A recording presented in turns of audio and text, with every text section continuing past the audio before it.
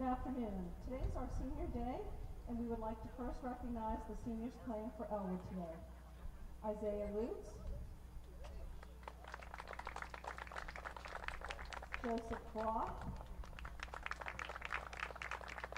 and Ryan Widmeyer. Congratulations and good luck. Our first senior is number 6, Jimmy Rowe. Jimmy is the son of Tracy and Jim Rowe.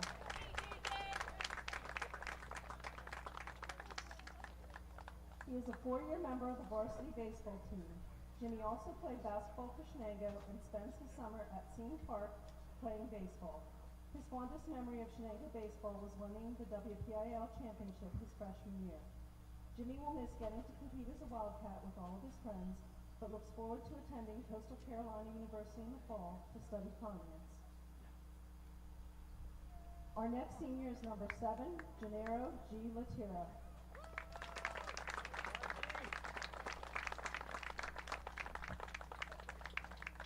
He is the son of Wendy and Mike Latira. He is a 4-year member of the varsity baseball team and is also a member of Shenango's track team. His most treasured memory of his baseball career was when the team played in the state championship game freshman season. G will miss all of his friends, but he is excited to continue his track career at a 4-year college in the fall. He's still deciding who will be lucky enough to get him. Next, we have number 12, Ben Santangelo.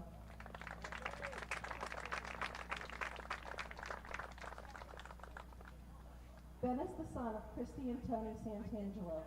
He's a 4-year member of the varsity baseball team and was also a member of the golf team, conservation club, and honor society.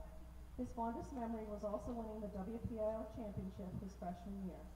Ben will miss playing ball with all of his friends as well as competing for a win at Shenango.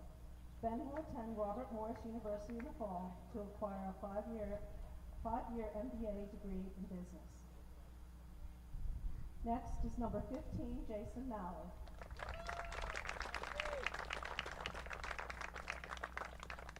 Jason is the son of Rachel DeMarco and the late Jeff Malley.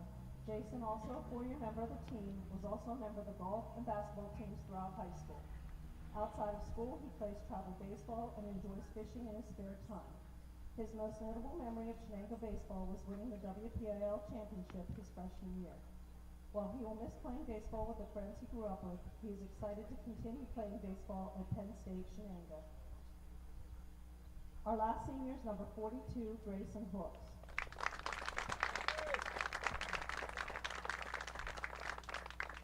Grayson is the son of Bob Hooks and the late Kimberly Hooks.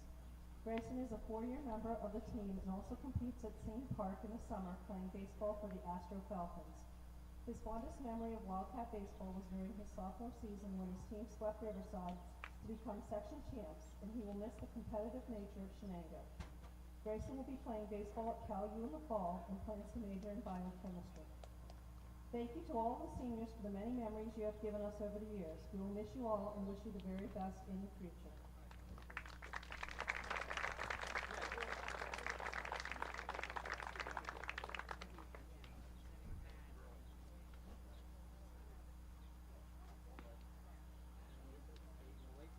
Ladies and gentlemen, please rise, and gentlemen, remove your hats for the playing of our national anthem.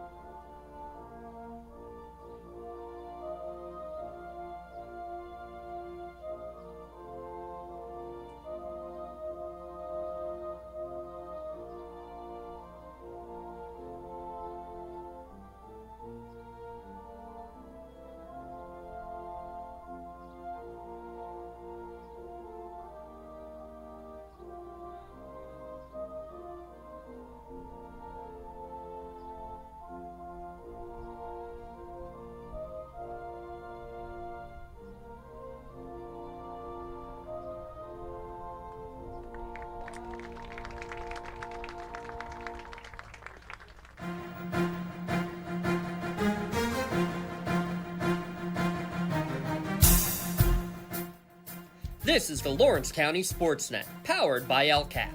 About to bring gold back to Lawrence County. Your home for the County of Champions. And how sweet it is! A state gold medal for the Union Scotties!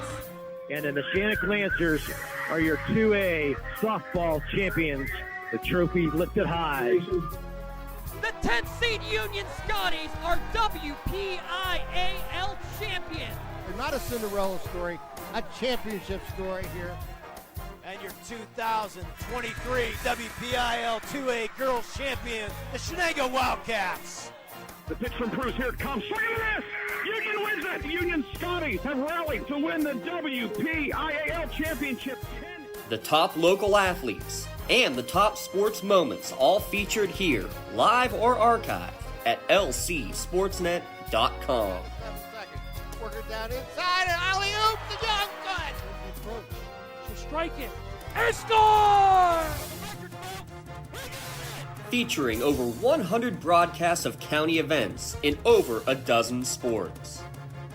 Your voice for Lawrence County sports. The gold ball headed home to Newcastle. This is the Lawrence County SportsNet. Live from Shenango High School, it's high school baseball on the Lawrence County Sports Network, powered by LCAP. This afternoon, it is a section matchup between the Shenango Wildcats and the Ellwood City Wolverines. Eric Thomas and Lee Moan with you here tonight. Tonight's broadcast, or this afternoon's broadcast at lcsportsnet.com, is brought to you by Maley Chiropractic, MVP Insurance, Luxembourg, Garbutt, Kelly and George, Castle Asphalt, the Newcastle Transit Authority, Toshiba Business Solutions, Maduro Bonner Law, works in progress, Penn Ohio Bottled Water, Gem Builders Incorporated, Doran Concrete, The Red Zone, Firefly Solar, City Rescue Mission, Something for Your Wall Photography, the Tri-County Principals Association, the Shenango Teachers Association, and by the Lawrence County Community Action Partnership. Well, long story short, Shenango, a win today. They're in the playoffs, or in the WPIAL playoffs. Ellwood City has to win today and then come back and beat Shenango tomorrow to qualify for the WPIAL playoffs. And interestingly enough, this Ellwood City offense, the opponents haven't been the greatest, but their offense is on a tear right now. 67 runs in the last 6 games. What does Shenango have to do here, Limon, to stop and slow down this offense here this afternoon? Well, you said it there. That's the one good thing for Shenango, that the opponents for Ellwood City have not been the best, so you can play into those numbers a little bit. But right now, I mean, you just got you got to try to establish that defense early. Talking to Coach Athias earlier before we came up here, he said the way we play, we give up runs in the first, we give up runs in the second, and then we finally start playing ball. So he said that's what we can't do here today. He said we got to be able to try to limit the runs early and try to play strong defensively here. Ellwood City a 10-0 win over Riverview last Thursday. Big afternoon for the top of their order, which we've been keeping an eye on all season long. Jordan Keller had a couple of big hits in that game, as did Isaiah Lutz, and also the leadoff man, Jacob Biskup, also had a big game last Thursday. Keller from that third spot, 6 RBI. He had 2 in the second inning on a triple, and then 2 more in the 5th on a double. So he's been red hot. The pitching matchup here this afternoon, it's going to be Jimmy Rowe for Shenango. He's 1-1 with a 3.97 ERA. He's thrown 12 in the third inning, 16 hits, 9 runs, 7 earned, struck out 2, walked 6, and does not have a save this season. He's going to be opposite of Will Nardone, 2.86 ERA. He's thrown 36 and 2/3, 22 hits, yielded 15 runs, all 15 earned, hasn't given up a home run. His strikeout to walk ratio 29-15, and he does have a save on the season. And if you notice early, both teams have their home uniforms on here today, and both teams in Shenango knew about what they were going to be doing here today, having their home uniforms. He said, it's not like it's basketball, so you want to wear white, wear white. And I like to, if you look to our left, the senior numbers at senior day here at Shenango, we'll get that later on. They have the numbers on the left and the third base line of the Shenango with all the seniors here today, which is great to see. We'll talk a little bit about those seniors later on. There's the Ellwood City lineup. You see it there. Biskup out of that leadoff spot, hitting .419, and we mentioned the afternoon he had last Thursday. Really the top 4 guys in this order. Lutz at the 2 spot, Keller at the 3, and then Aaron Lake at the cleanup. Lake with 18 RBI, and he's got the 2 long balls this season for Ellwood City. So it's really going to be for Jimmy Rowan for Shenango. It's going to be about corralling the top half of that order. If they can do that, that's the hottest part of this order for Ellwood City right now. If they can do that, and he can pitch one of his best games of the season, they're going to head to the playoffs. Yeah, by the way, our home umpire today is Dave Greer, and our base umpire is Will Schaefer. And right now our music is a lot better than our pregame music. Take a look at the defense for Shenango there.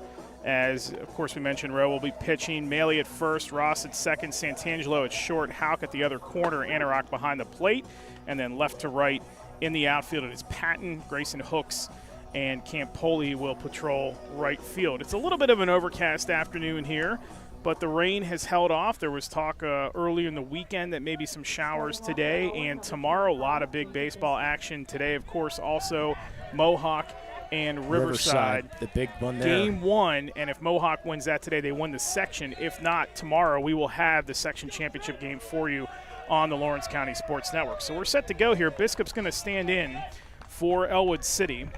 Again, 419, struck out 10 times, and he has doubled twice. And Rowe will get set and deliver. Pitch number 1 of the afternoon is hit in the air to center field. Shallow but drifting back and making the play is Hooks, and there's one away. Exactly what you want to start. 325 down the lines here at Shenango, and about 375 straight away on campus here at Shenango High School. It's an Ellwood City lineup for the season, hitting .284 collectively, 2 homers, 17 doubles, 3 triples. They have struck out 80 times this season. 1 pitch and 1 out. Rowe delivers. That one is ripped in the air down the line in left, but again, playable. And there's Patton there for 2 quick, easy outs, 2 pitches and 2 outs for Rowe. Boy, you got to love it with the pitch count here. Getting under it early is the Ellwood lineup, but the defense and the pitching, we'll keep an eye on. Yeah, just 2 lazy fly balls. Keller stands in now, 289 on the season, 14 ribbies for Ellwood City. And this is outside for ball 1. Rowe gets set and fires away. That is their upper part of the corner for strike 1. 1-1 the count now to Keller.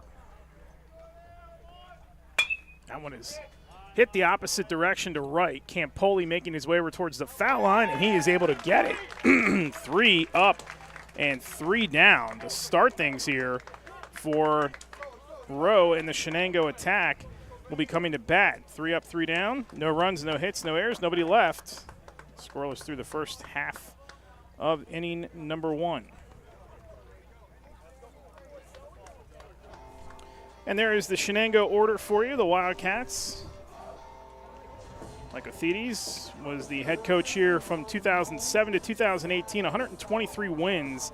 They are 5-5 in their last 10 games, but the most important one for them is this one right here this afternoon, because they win again, and they are in the postseason. As Santangelo will lead it off. Patton, who's been pretty good, but Hooks is the guy at the 3 spot. 2 homers, 16 RBI this season. And then Jason Malley at first base. Campoli will bat 5th.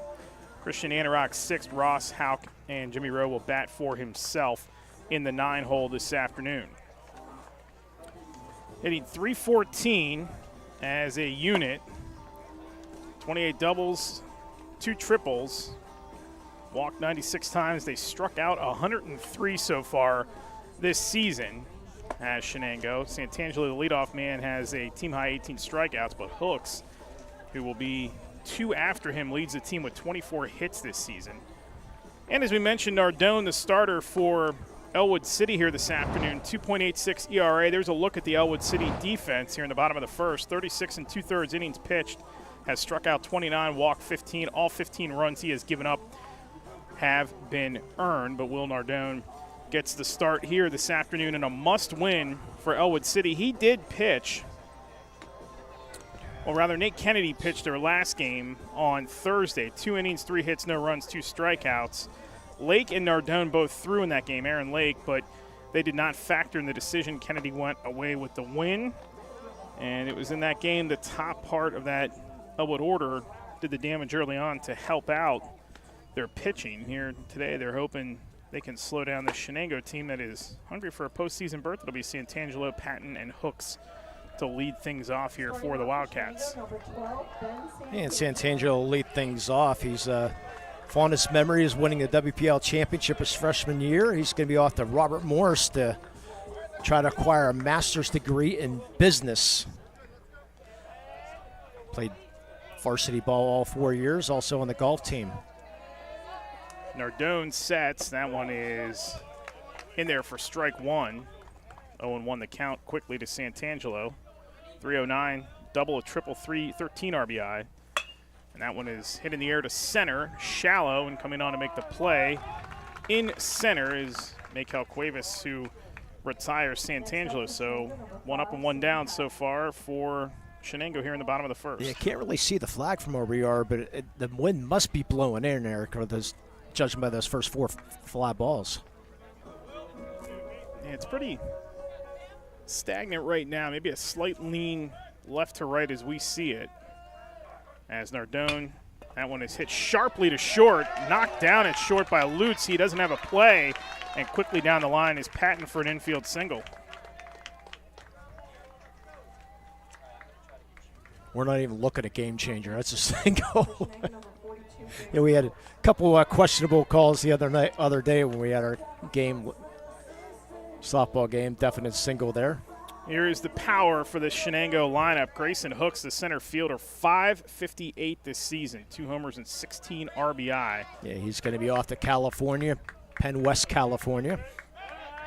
Quick throw over to first by Nardone, and back safely is Patton. Jason Malley on deck for the Wildcats. One of those seniors. Going to be majoring in biochemistry. Nardone looks in, fires. That is high for ball 1. 1-0 the count now to Hooks.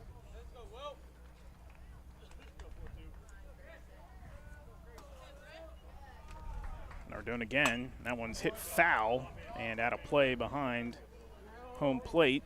Well, not used to being directly behind home plate. I like it. A little tight in the press box, but directly behind and up, so we have a good vantage point of the plate, which right at this moment needs a little cleanse because that thing is covered.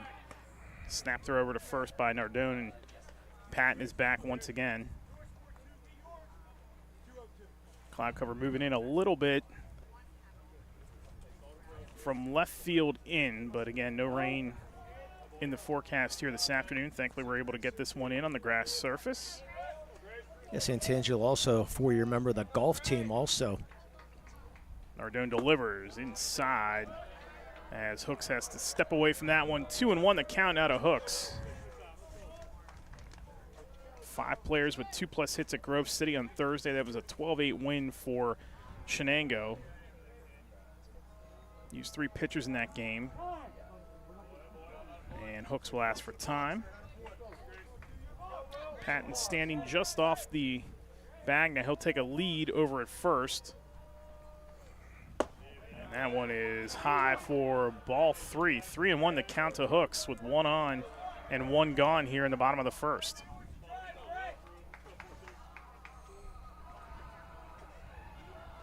Hooks stands in there. Inside, draws the walk. So Hooks to first. Patton will trot down to second. And that'll bring up Jason Malley, hitting .300 this season with 16 RBI and 3 triples. 3 doubles, I beg your pardon. Quick conversation between Keller and Nardone at the mound. Yeah, Jens, he's going to continue his college career real close here. Penn State Shenango for baseball. Mentioned Penn West. PSEC's got pretty good baseball. It's very competitive. Tough to get some of those games in. You see a lot of those teams obviously go south to start the season. That one is sharply hit to short. Lutz bobbles it on to first and in time for the double play. Beautifully executed on that sharp ground ball up the middle. As Lutz, take a look at it again. Hold on 1 second. They're going to make sure he was on the bag because the base umpires point to the home plate umpire to see if he's maintained position. They're going to talk about it, and they're going to say he's safe at first base. All right, so that's going to go as a fielder's choice. Take a look at it here again, and we'll scrap the replay there for the moment as Going to get some conversation with the Ellwood City side. Well, our base umpire didn't even make the call. He pointed right away, just pointed to the home plate umpire what was the call. So he had the best angle if he pulled the foot or not. So, I mean, technically he should have said safe and then go from there. So it's going to make it first and third.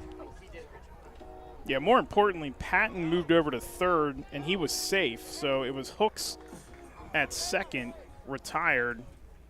Malley reaches first on a fielder's choice, and that's going to bring up Joe Campoli hitting .395 with 17 RBI. 14 walks drawn this year by Campoli. And the early lead standing on the third base bag. Nardone fakes the throw and then looks back at first. That was in honor of Mark Schoss. You never got to meet Mark Schoss, Eric, but every time that move happened, he just went off. Nardone delivers, and that is in there for strike one to Campoli. 0-1 the count, 2 out, runners on the corners. Early threat here for Shenango. I don't know if Mr. Dawson, if you remember him, part of our bocce team, Mr. Campoli. That is outside for ball one. 1-1 the count now to Campoli. Christian Anorak will be up next if Campoli is able to reach. Nardone looks, delivers. That is low for ball two. 2-1 the count now to Campoli, who again we mentioned 14 walks on the season. And if you're looking for golf lessons, Campoli was the Section 5 champion this year for golf. Offered at it, but it was outside for ball three. I could use a few lessons. You and me both, early in the season especially. 3-1, Campoli digs in. Nardone set to deliver. And that is there for strike two as Campoli twisted away from that. 3-2 now, the count full, 2 out. And runners on the corners here for Campoli.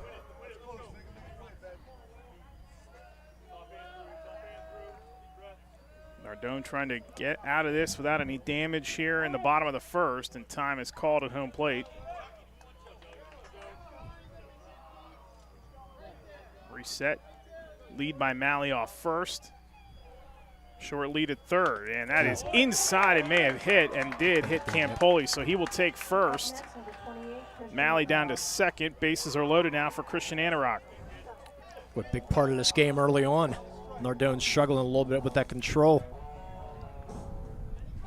See if Anorak can come up with a big hit now. 12 RBI in the season, hitting .243 for the catcher for the Shenango order. Again, Ellwood City thought they had a double play to end the inning. Malley was called safe at first. Outfield playing normal depth. Nardone looks back at second, fires home. That is in there for strike one. Yeah, Kelly backing up a few steps in center field. Was shallow. 0-1 pitch for Nardone. That is high, but there for strike two. Yeah, nice breaking ball there. 0-2 quickly to Anorak.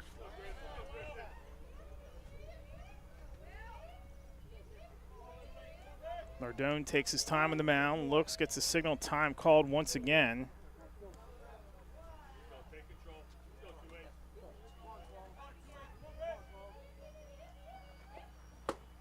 And that is in there for strike three, and Anorak is retired, looking to end the inning. So a little bit of drama. Ellwood City again thought they had the double play. However, they get out of it. No damage done. 1 hit, no runs, 1 hit. No errors, and 3 left. We played 1. Scoreless here at Shenango High School on the Lawrence County Sports Network. Thank you for calling Axe. Where can we take you today? To work, to the store, to Grandma's house. Axe can get you there, but it's much more than a ride. It's a joyride. I'm helping people. I'm getting them out of their house. I'm taking them to their doctors, to the grocery store. They say I'm entertaining. Okay, we laugh, we joke, we sing, we tell stories. They're like family to us. Even if it's the same day, to schedule your joyride, call Axe today. When it comes to shopping for insurance, there are thousands of options out there. MVP Insurance proactively shops and compares your policies to find the best coverage and rate.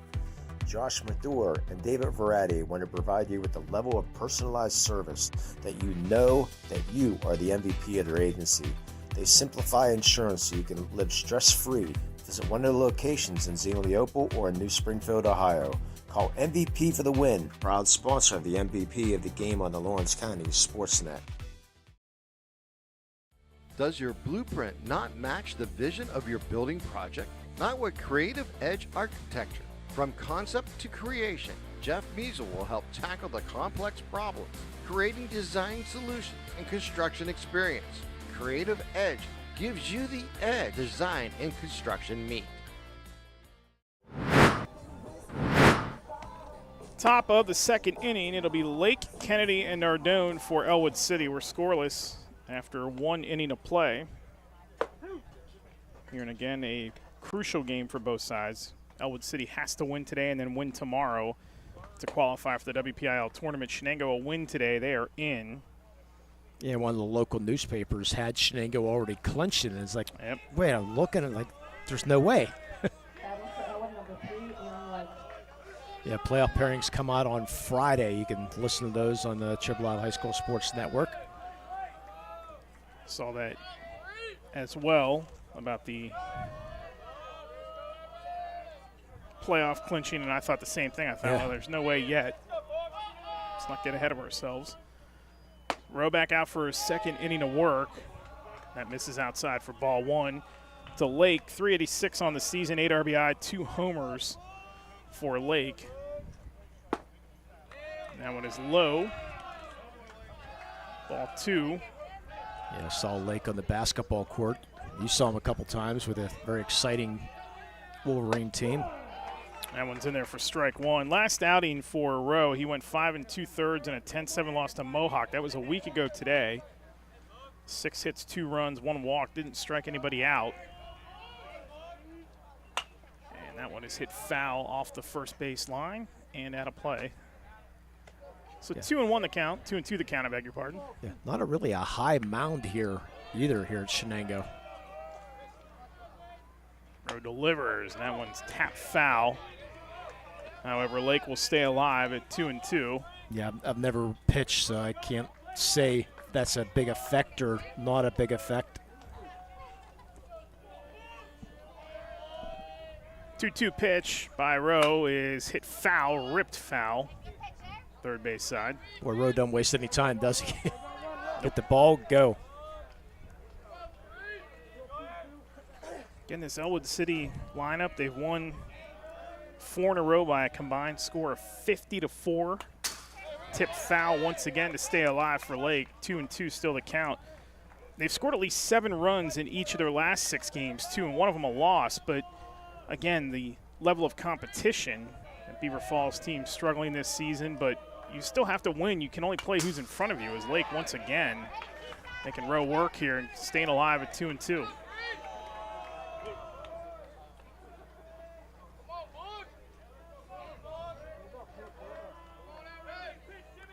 Rowe ready. Ready to go. Rowe delivers. That one's hit in the air to right center and playable there for Campoli. That is 4 consecutive outs recorded by outfielders here to start this game for Shenango. I don't know if it's a good thing or a bad thing seeing the fly ball. You'd like to see the ground balls, but outs are outs. 2 flyouts to right, 1 to left, and 1 to center, and that's going to bring up Nate Kennedy, 229 on the season, 4 RBI. Sharply hit foul, third base side. I'm going to pop that back up on the screen there again, Mr. Dotson. Our works in progress keys of the game for Shenango. Start strong, no extra outs, which we talked about. Ellwood City manufacturers. Hit in the air, down the first base line. Malley trying to chase that one. It's out of play. So 0-2 the count here to Kennedy.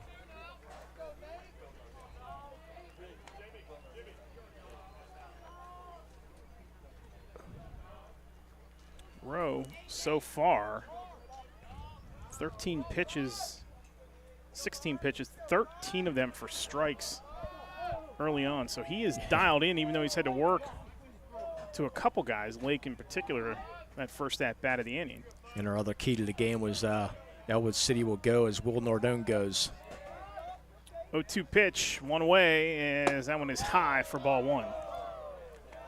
Nardone is on deck for Ellwood City. Rowe, punch foul, first base side once again, actually comes back into the field of play after hitting the netting.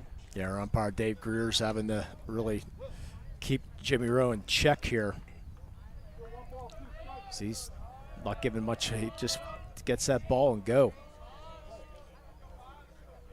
Rowe delivers on 1-2. Ooh, missed the outside corner for ball two. 2-2 the count now to Kennedy.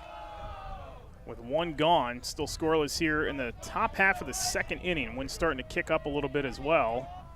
He's here initially, and Kennedy offers a big cut, and he will strike out. First strikeout of the afternoon for Rowe, and there's two gone. 5 up, 5 down. Good start here for Jimmy Rowe. Will Nardone steps in, 158 on the season, 4 ribbies. Sam Landis, if Nardone reaches.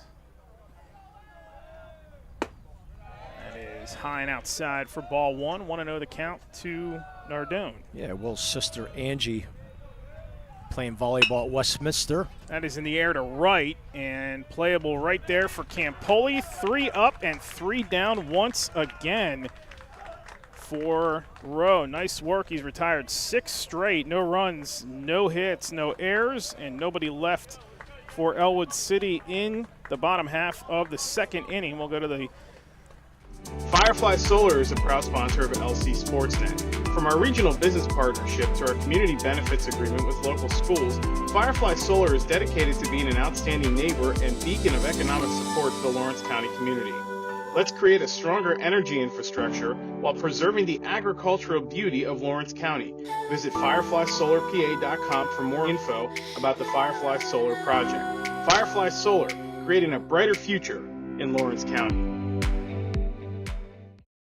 Castle Asphalt and Construction is driven to provide quality, cost-efficient pavement-related services to Western Pennsylvania.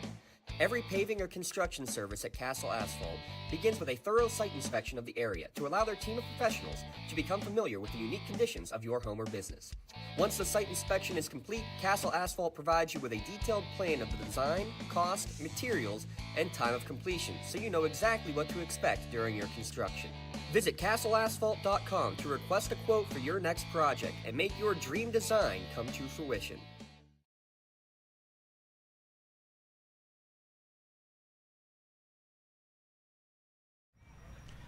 Back here at Shenango High School, Eric Thomas Limon with you. Bottom half of the second inning. We're scoreless here between Shenango and Ellwood City. It's Ross, Hauk, and Rowe due up for the Wildcat. And Trey Ross will Wildcat order, and Trey Ross will lead it off here, hitting .255 with 13 driven innings. He's also got 5 stolen bases on the season. The other big game going on today, we'll have game 2 of the series for you tomorrow afternoon at Mohawk. Mohawk and Riverside are scoreless right now in the second. Christian Lucarelli not pitching again for Riverside, as that's an easy tap back to Nardone onto first, and there is one away. Well, they have a pretty good 1-2 punch there, Riverside. So yeah, Zach Hare gets the nod today. Yeah. And you could probably throw a 3 in there also. Just interesting. Now, again, that situation, Mohawk wins today, section over. If they lose today, tomorrow's game is for the section title, and we'll have it for you at 4 o'clock on the Lawrence County Sports Network from Mohawk High School. As Nardone delivers that slow and outside, ball 1. Riverside's only given up 14 runs all year. Isn't that amazing? And lost last week, if you can believe that. That's the shocking part. And they gave up 5 runs. That is sharply hit towards third, well fielded over at third by Lake onto first, and there's 2 away. It's nice to have a 6'5" first baseman and Mr. Joe Roth, Mr. Everything over there first. Yes, he does play baseball, ladies and gentlemen. What else doesn't he do? I know, going to Ohio State for swimming, had his team in the PIAA basketball tournament and turned right around and went and tried to win some state swimming gold the following weekend. His schedule calms down a little bit, and he is still out there giving it his all for this Ellwood City athletic program. 1-0 the count now to Rowe, the pitcher. Nardone delivers. That one's fouled out of play. It's what kind of an athlete he might be now. He's just going to focus on swimming and how good he might be. I wonder how good he would have been if he would have played tight end or wide receiver for the football program, because he runs with reckless abandon. Just sometimes you see him on that basketball court, lowers his head and his shoulders, and he just goes, and you better get out of his way. Yeah, he was a joy to watch for 4 years. He really was. 2-1 the count now to Rose. Nardone shakes off one sign. They agree, and he fires. That one's hit foul. Out of play over home plate. I'm surprised Thad Sturgeon still has his voice after 4 years of broadcasting those games. Chuck Tanner Field here at Shenango High School on what has become an overcast afternoon, but again, no rain in the forecast, and we got a good one brewing here, scoreless through the bottom half of the second as Nardone looks in. He'll deliver. That is on the outside corner for strike three. A beautiful pitch by Nardone. 3 up, 3 down, no runs, no hits, nobody left, no errors. And we are still scoreless here at Shenango High School on the Lawrence County Sports Network. For more than 120 years, people have been relying upon Martindale Hubbell's AV preeminent rating to select their attorneys. If you're involved in a workers' compensation situation, you should do the same. LGKG has been AV rated for over 40 years. Right now, someone very special needs your help. This is Jack Lynn, CEO of City Rescue Mission. No one is beyond God's love and care. One person's life can affect another. Though you may never meet this person, you can make a difference in his or her life. Hurting men and women in our community desperately need food, shelter, and physical and spiritual care. Some are struggling with abuse and addiction. They feel alone, unloved, and forgotten. Individual, caring people provide their hope. You can help change the lives of men, women, and children. Visit cityrescuemission.org and help us today. Contractors, the Department of Healthy Homes needs you. From small to large residential projects, you can help families live safer and healthier with the quality work you do. It's rewarding in more ways than one. Call LCAP's Department of Healthy Homes today.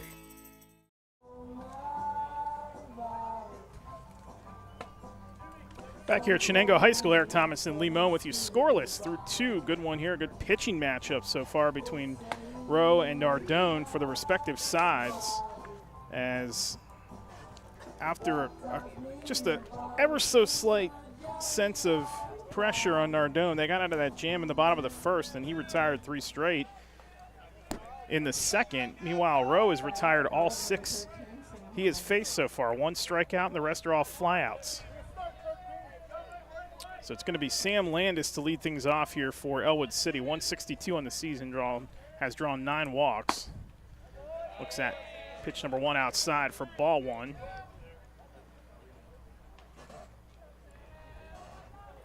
Landis, Bocor, and Cubas for Ellwood City here in the top half of the third. That is low and inside for ball number 2. Let's get out of this way early. Are you a jinx guy on the no-hitter or not? Say it. No? You don't talk about it. Okay, you don't? Okay. You're right back to Rowe. What a play on that sharp hop. And Landis is retired 1-3, and that'll bring up Bocor. Yeah, every broadcaster's different in that area, so just know which way to go and not to go with that. You do not touch the money, sir. You got it. Just like hockey, you win the conference championship, you do not touch that trophy.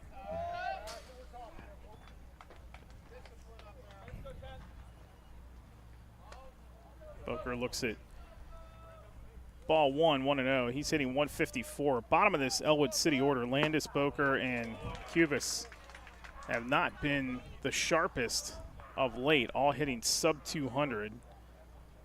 Rowe working very quickly as Bocor offers at that.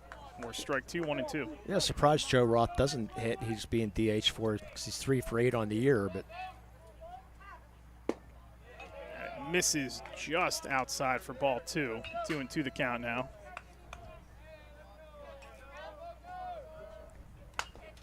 Tip foul.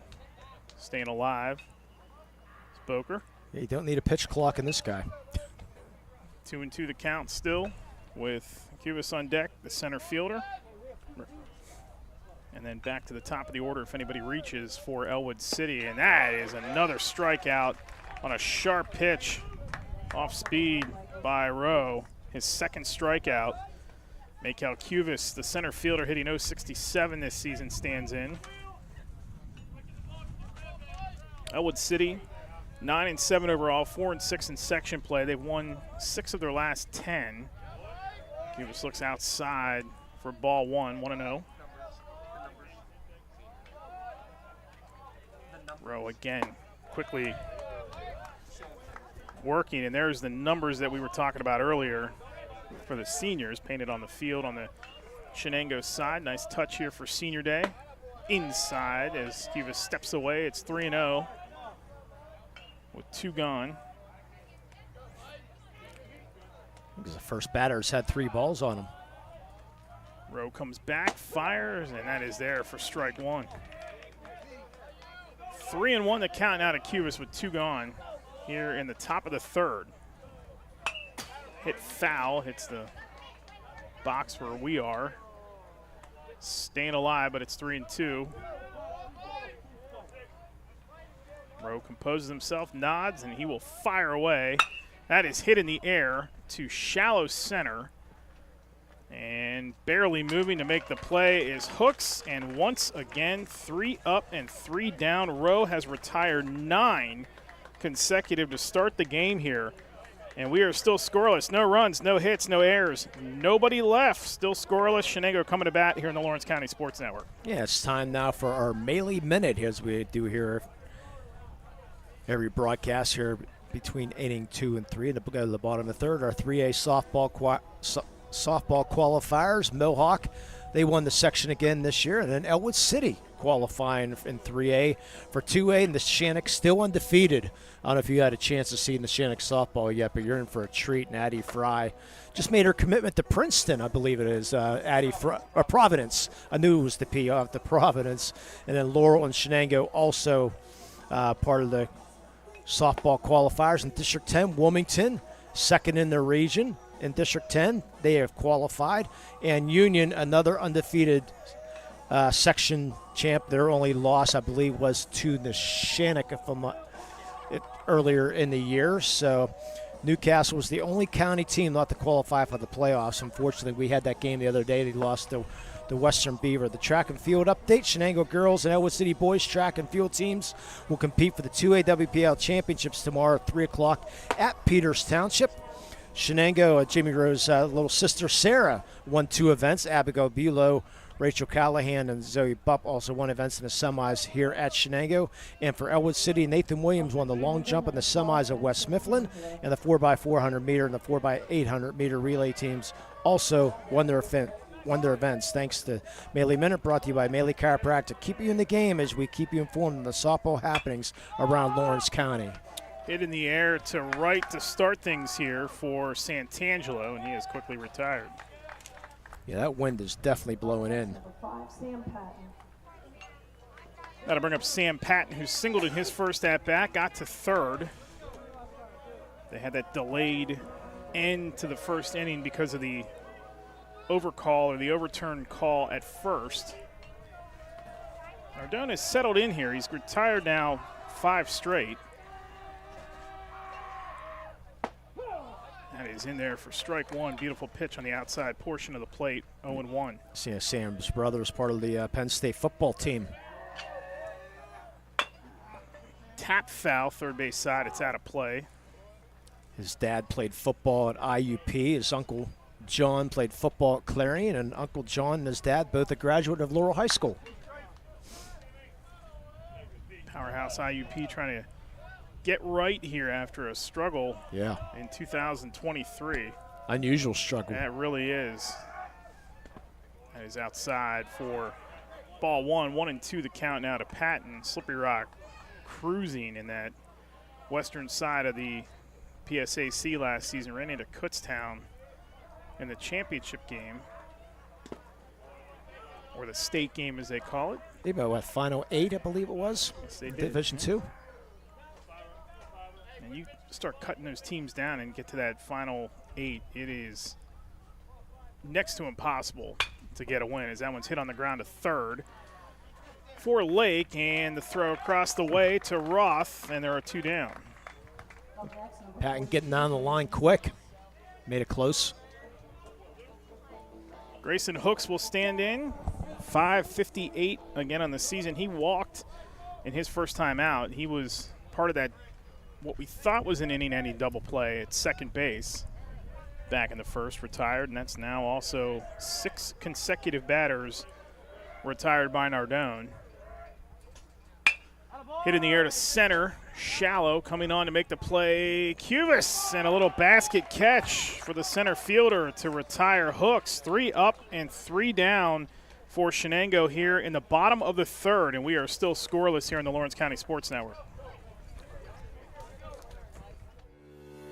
For 20 years, Melee Chiropractic has treated athletes of all ages to help them get safely back to the top of their game.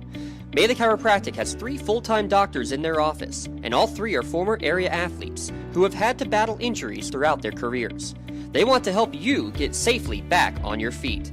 But more importantly, help stop the injuries before they happen. Prehab before you rehab. Attention all high school student athletes. During your sports season, a $30 visit to the Melee Chiropractic office includes an adjustment and/or all therapy is necessary. From the athletes of tomorrow to the weekend warriors and everything in between. Let Melee Chiropractic keep you in the game. In workers' compensation, my clients are oftentimes not receiving their wage loss. They're not receiving their medical expenses. LGKG, they come to us so that we can put them in a position to pay their bills. If we're keeping our promises, our clients are getting the justice they deserve. Back here at Chuck Tanner Field at Shenango High School, scoreless as we are through 3 innings of play. And to take you through the 4th and 5th inning, my partner Lee Moan. Thank you, Mr. Thomas. It's a defensive battle so far between Nardone and Rowe, pitching very, very well so far. And again, the importance of this game, Shenango, a win and they're in. Ellwood City a win today, and then a sweep of the series tomorrow. They would qualify. So the pressure starting to mount here as this game gets a little later. More pressure on Ellwood City because they have to win 2 in a row. Shenango has a little bit of room as Rowe first pitch to Biscup. Down low, ball 1.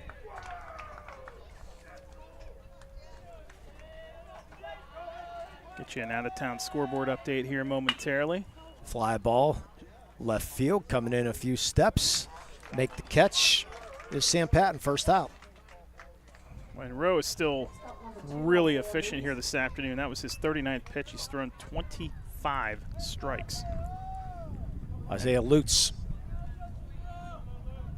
off the South Carolina Lancaster Division I JUCO school. First pitch of ball. Yeah, first time I've ever heard of that school, SC Lancaster. And I heard it the other day, too. There's a kid from Pine Richland going there, SC Lancaster. And Jimmy Rowe, again, working a little bit too quick.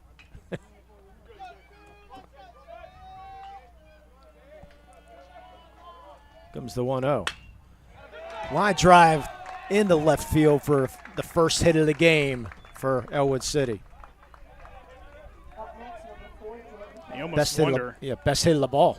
Or It best was, hit of yeah. the day between both teams, actually. And you almost wonder if Rowe, who was going to work quick there and had to step off, that got him rattled a little bit there. He wanted to go, go, go. He does not waste any time in this mound, as we have talked about. Now we'll see if Ellwood City plays a little small ball and tries to manufacture this run. This is shaping up, Lee, to be one of these 2-1, 3-2 style ball games, the way these two guys are doing right now on the hill. Couple throws over as Jordan Keller steps in. He's 0 for 1, flew out the right field his first time up. No score here, top of the 4th inning between Shenango and Ellwood City. Pitch to Keller, a fly ball, right field. Easy catch there for Campoli, second out of the inning. So Keller goes right field both times. Bring up Aaron Lake, the cleanup hitter, who flew out to Campoli. Campoli with 4 putouts so far out in right field. It's been 11 outs in this game so far that Shenango has recorded, and 8 of them have been fly balls to the outfield. Boy, Lutz was leaning that time. Was able to get back. Yeah, Lutz got good speed. First pitch, good stop there by Anorak for a ball. You start wondering, too, with this momentum that Ellwood City has had in these last 6 games particularly, that, you know, does one hit really get their offense jump-started? Does one hit get in the mind of Rowe, who pitched so well here to start things? And pitch just missed. Count goes to 2-0. So far, the answer to that question is no, but we got a little ways to go here in this inning. That pitch just a little bit outside, ball 3.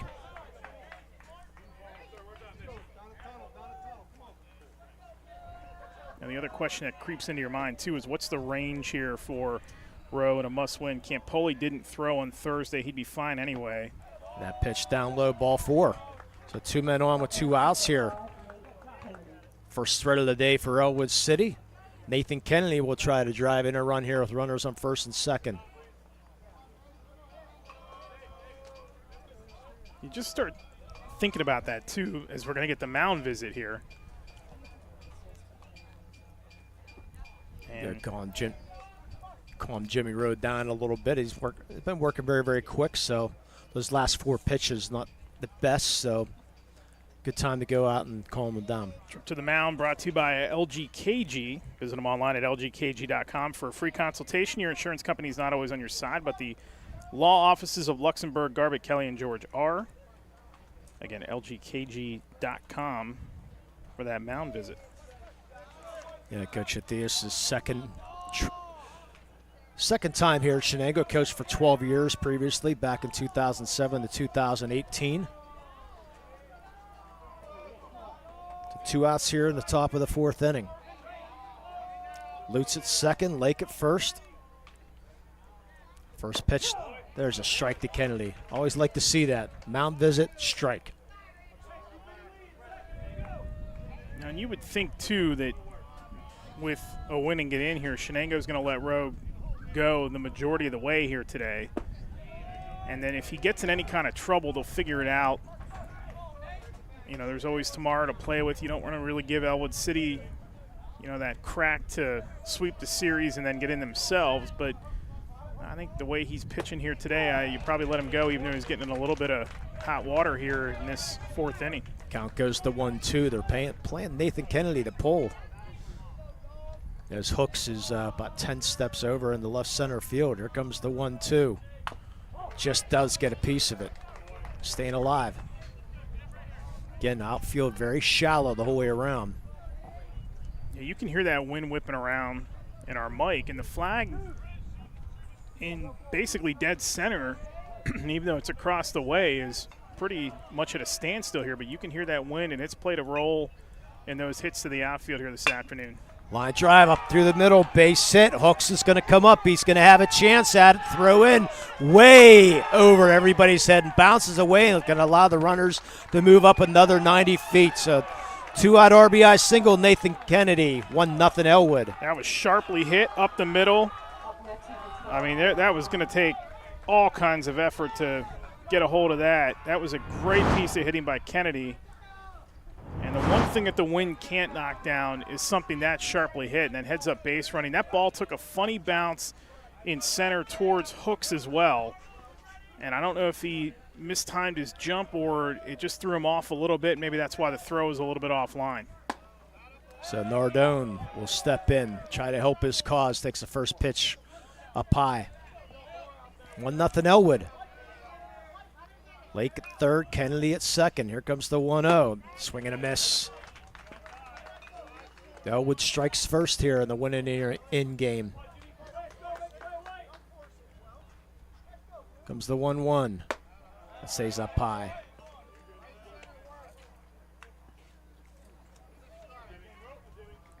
Nardone, one of those guys who flew out in his first plate appearance. There's another strike. Mentioned Angie, his sister at Volleyball Westminster. His other sister, Adrienne, playing softball for Colgate. There's a fly ball right center field.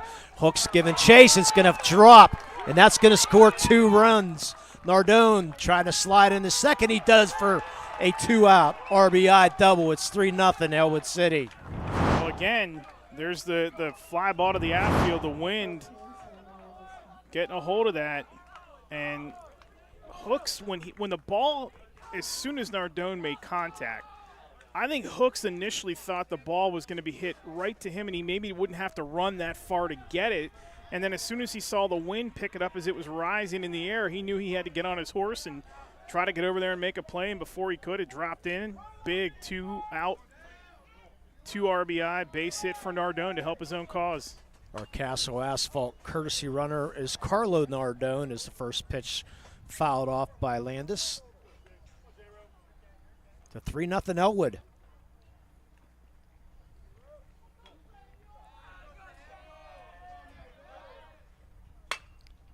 The fly ball, right field. Camping under it is Campoli, and that will end the inning. But three runs for Ellwood City on 3 hits, no errors, and they strand 1. Played 3.5. It's 3-0 Ellwood City. You're watching high school baseball here on the Lawrence County Sports Network, powered by LCAP. Works in Progress Painting wishes a successful and satisfying season to all the Lawrence County sports teams and athletes. Work hard and bring honor to your team, school, and family in how you play. Joe Wright and his family have been providing painting, window cleaning, and other property services for business and homeowners in the Lawrence County area for over 10 years. Their goal on every project is to provide a meaningful service that honors their customer, God, and their family, and to have fun while doing it. Works in Progress is now booking interior painting projects for both residential and commercial projects. Call Joe today at 724-714-4294 to discuss your next project. At Medore Bonner Law, we're more than just attorneys. We're your community partners. With a combined experience that spans decades, attorneys Jason Medore, Michael Bonner, and Greg Rossitelli are your trusted advisors for all legal matters. From personal injury to estate planning, business law to family disputes, we are here to guide you through every step of the legal process. Our full-service, community-based approach ensures that you're not just a client, but a valued member of our family. Give us a call or visit us online at MedoreBonnerLaw.com for more information. Welcome back to Chuck Tanner Field, bottom of the 4th inning. Ellwood City 3-0 lead as Jason Malley will step in. Reached on the fielder's choice his first time up. First pitch, that's going to drop into left field for a leadoff single for Jason Malley. Not the hardest hit ball, but perfectly placed leadoff single. Well, you got to be careful if you're an outfielder here, because we were just talking about it during the break too, what happened with Hooks in the outfield there. Again, you go back to that Nardone double. As soon as that contact is made and Hooks thinks that ball is going to go right to him, maybe take a couple steps over towards right to make the play, and then the wind got a hold of it, and he had to really get after it to try to make a play, and he couldn't. That ball rope foul. Anything hit to this outfield now is going to be interesting to watch. And you know, it's not the most humid today. It's not the driest either. Had some rain yesterday, but you wonder how that ball's going to hit, you know, on this grass outfield too. Takes funny hops. It's going to get stuck maybe in the outfield. It's not exactly, you know, it's not a hot, humid, or hot and dry afternoon here. Next pitch up outside. Count goes to 1-1. Seen a lot of fly balls, though, for a day where it's not hot, though.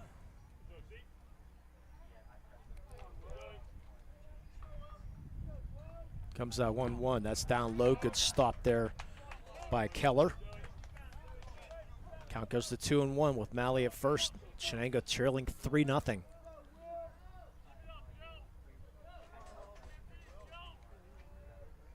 Comes to 2-1. That's rope foul again. If Ellwood City hangs on for this victory today, more than likely we will have that game on the Lawrence County Sports Network tomorrow, along with the Riverside Mohawk game. As we'll continue to update you on that Riverside Mohawk. Comes the 2-2. That's a fly ball right center field. That's going to drop for a base hit. Malley got a late start. He wanted to make sure that was going to drop, so he stops at second. So 2 hits to start off this bottom of the 4th inning. Out of town scoreboard update. It is Riverside up 2-0 on Mohawk right now. They got a 2-run homer in that game. So again, if Riverside wins that game, tomorrow is for the section title. Mohawk able to rally here this afternoon. They will be section champs. Tomorrow will just be formality and a chance to play one of the best teams in the state for the second straight day. If you're Mohawk, get ready for the playoffs. Out of town scoreboard sponsored by the Newcastle Transit Authority. They're going your way as Christian Anarok steps in. Squaring around the bunt, Bunsen in the air, and Roth will make that catch. Throw over the second, back safely is Malley. He was a little bit too far off. Roth noticed that. It's the first out of the inning. I like the idea to bunt there, too, with 2 on and no outs. Just try to advance the runner. He's trying to go up the first base side to make sure the out is at first base and advance the runner. So, right idea, but Roth playing in just made a great break on it and showing off his athleticism and then making a nice throw over to second to try to get the lead runner. Trey Ross grounded out to the pitcher his first time up. First pitch swing and fouls this off. He's part of the track team at Shenango. Does the triple jump and the long jump. Also plays football here at Shenango. Beautiful field. See the graduation set up over there for the Wildcats. And the podium out there, and it looks like they're getting ready to have that all set up for the ceremonies. Beautiful, beautiful field. Walked right by it on the way in today. It's just around the corner, sir.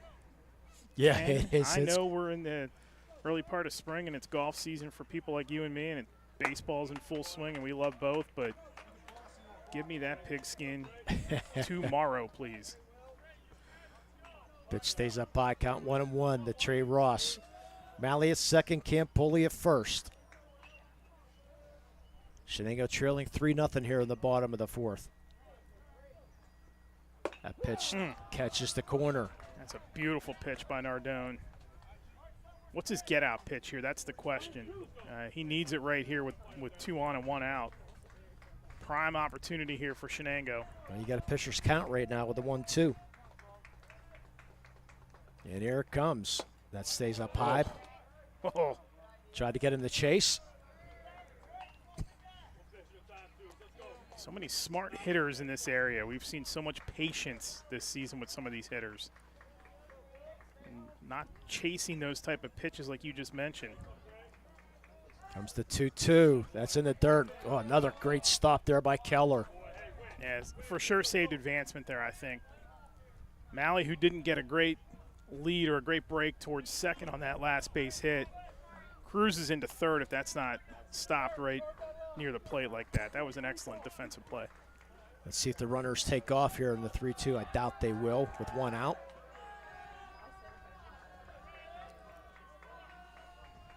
Payoff pitch to Ross. That hits him in the head.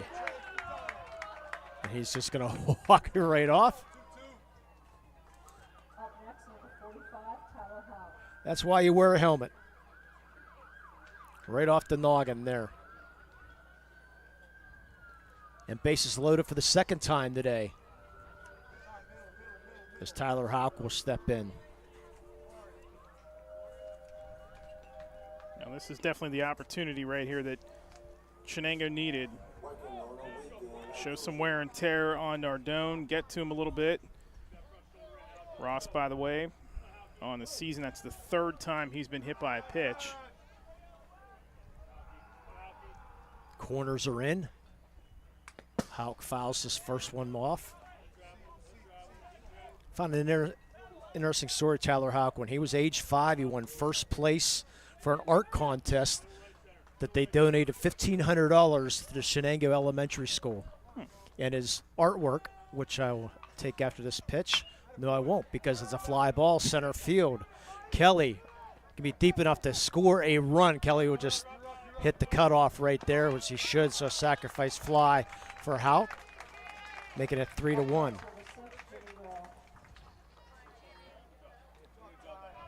But I will finish the story because his artwork was on the cover of Turtle magazine, which, believe it or not, a part of the Jack and Jill childhood thing. So Jimmy Rowe will step in. Probably could have won our contest myself if stick figures were the main thing. Likewise, pop-up, shortstop. Lutz camps under it, and Nardone escapes it with only one run on 2 hits, no errors, and Shenango strands 2. We played 4, 3-1. Ellwood City leading Shenango. You're watching high school baseball here on the Lawrence County Sports Network, powered by LCAP. Business communication must be agile, efficient, and fast. Toshiba is the company that helps you manage it all, from paper to digital to screen and back again. With smarter printing, you are unleashed. The office is wherever you are, and Toshiba makes it seamless to print whatever, wherever, and whenever. Our mobile printing applications allow you to print or scan to both Toshiba and third-party MFPs right from your mobile device. Toshiba, empowering the art of business. Nominations are now being accepted for the LCAP Team of the Month and the LGKG Male and Female Athlete of the Month. Log on to lcsportsnet.com/awards to nominate your favorite team or athlete today. For more than 120 years, people have relied on Martindale-Hubbell's preeminent rating to select their attorneys. If you've been involved in an automobile accident, you should do the same. At LGKG, we have been preeminently rated for over 40 years. Welcome back, Chuck Tanner Field. Jamming to some country music here. 8-9 one-hitters for Ellwood City. Can win and you're in. Be at Ellwood City tomorrow at 4 o'clock. Forecast is looking really good tomorrow.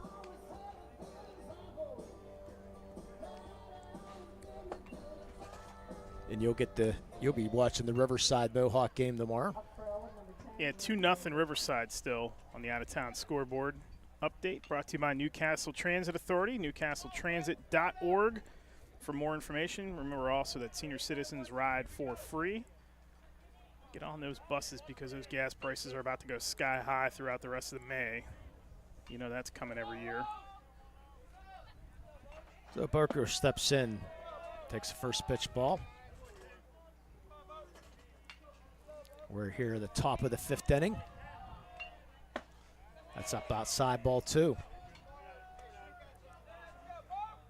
And again, if you missed it earlier, no Christian Lucarelli today for Riverside against Mohawk. Zach Hare got the start today. Lucarelli, we think, and at least what we've been able to, the info we've been able to get, has a tweaked back that he's trying to rest.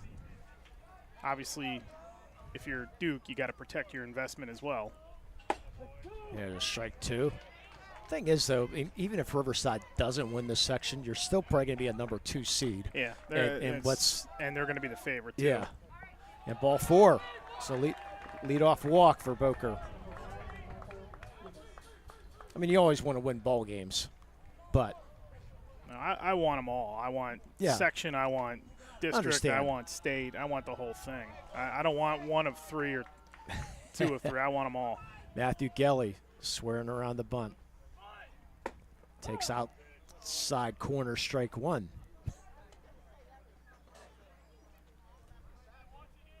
course, we saw that Mohawk team battle this Shenango team last week, which was a entertaining game, even though they won that going away. Kelly gets the bunt down perfectly. He's going to have to field the row. Sacrifice complete. 1-4. As Boker goes down the 2nd. That brings up the top of your order. Biscuit bow for 2. Flow out twice. Once the center, once the left. Here in the top of the 5th with a 3-1 lead for the Wolverines. These top 4 are the guys right here. This is a very important stretch for Rowe to get through here and get 2 outs, not have to face all 4 of them here in this inning, limit damage. Low and outside for the first pitch. Biscup, an excellent leadoff hitter at .419. on the season. Gave both his chances a ride here earlier today. Yeah, that's up high ball too. Then you get into the dangerous part with Lutz and then Keller and Lake. So Rowe's going to work quick here like he's been doing. He's got to get these two guys right here and get out of this inning. Got the corner that time for strike.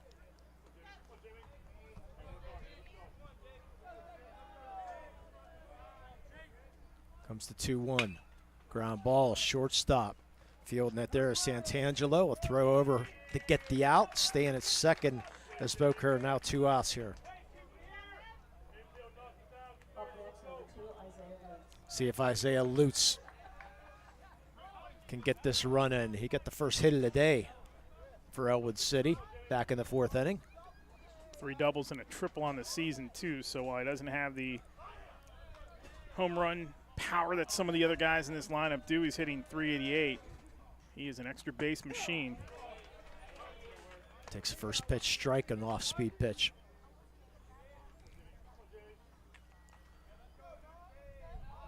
Rowe gets a sign. That's outside. Yeah, good crowd here for senior day from Chuck Tanner Field.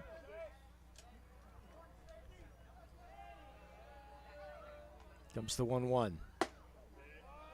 Just misses the corner. Maybe a little up high that time. Count goes 2-1. Boker's at second. Fly ball, deep center field. Hooks is going to go back a few steps and make the catch. Thought that was going to travel a little bit further, but Hooks had it measured. No runs, no hits, no errors, and a man left who played 4.5, 3-1 Ellwood City over Shenango. You're watching high school baseball here in the Lawrence County Sports Network, powered by LCAP. You're looking for quality concrete services? Contact the experienced professionals at Doran Concrete. Our company is family, locally owned and operated, and has been serving the community for over 30 years. Get residential or commercial concrete services for any size job. Our skilled professionals offer prompt and reliable services at an affordable price. We believe in the principles of honesty, integrity, and reliability. Get in touch with us for exceptional concrete services at prices that you can afford. Tired of gasoline costs? Why drive? Let the Newcastle Transit Authority take you where you want to go. Serving the city of Newcastle and stops throughout Lawrence County, as well as weekday service to Pittsburgh. Public transportation just makes sense. Why drive when you can relax and ride? For more information or for route schedules, log on to newcastletransit.org. The Newcastle Transit Authority, going your way. And remember, senior citizens ride free.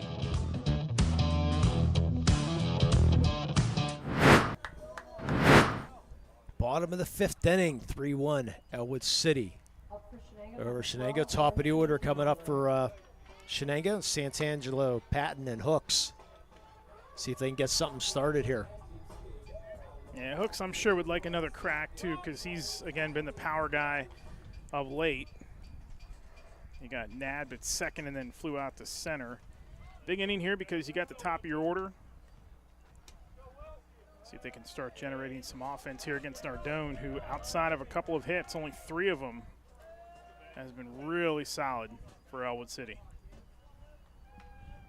First pitch to Santangelo, a little low. Yep, Shenango's loaded the bases twice. Once in the first, once in the 4th. Only got 1 run out of those situations. Comes the 1-0. Ground ball, 1 hopper to third baseman Aaron Lake will throw over to Roth for the first out of the inning. Bring up Sam Patton. And Coach Weiss in his 4th year here at Ellwood City. Was an assistant here at Shenango for a few years. And got the head coaching job here at Ellwood. Patton 1 for 2 in the day. First pitch strike, or blew up high ball 1, excuse me. Yeah, Nardone was wondering where that pitch was also. Comes the 1-0. That's a little outside ball too. Yeah, Keller was wondering where that one was.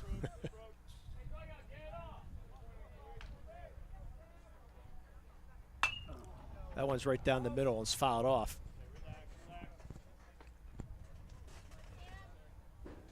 Yeah, good luck to the Shenango girls for the track championship tomorrow. Won it last year.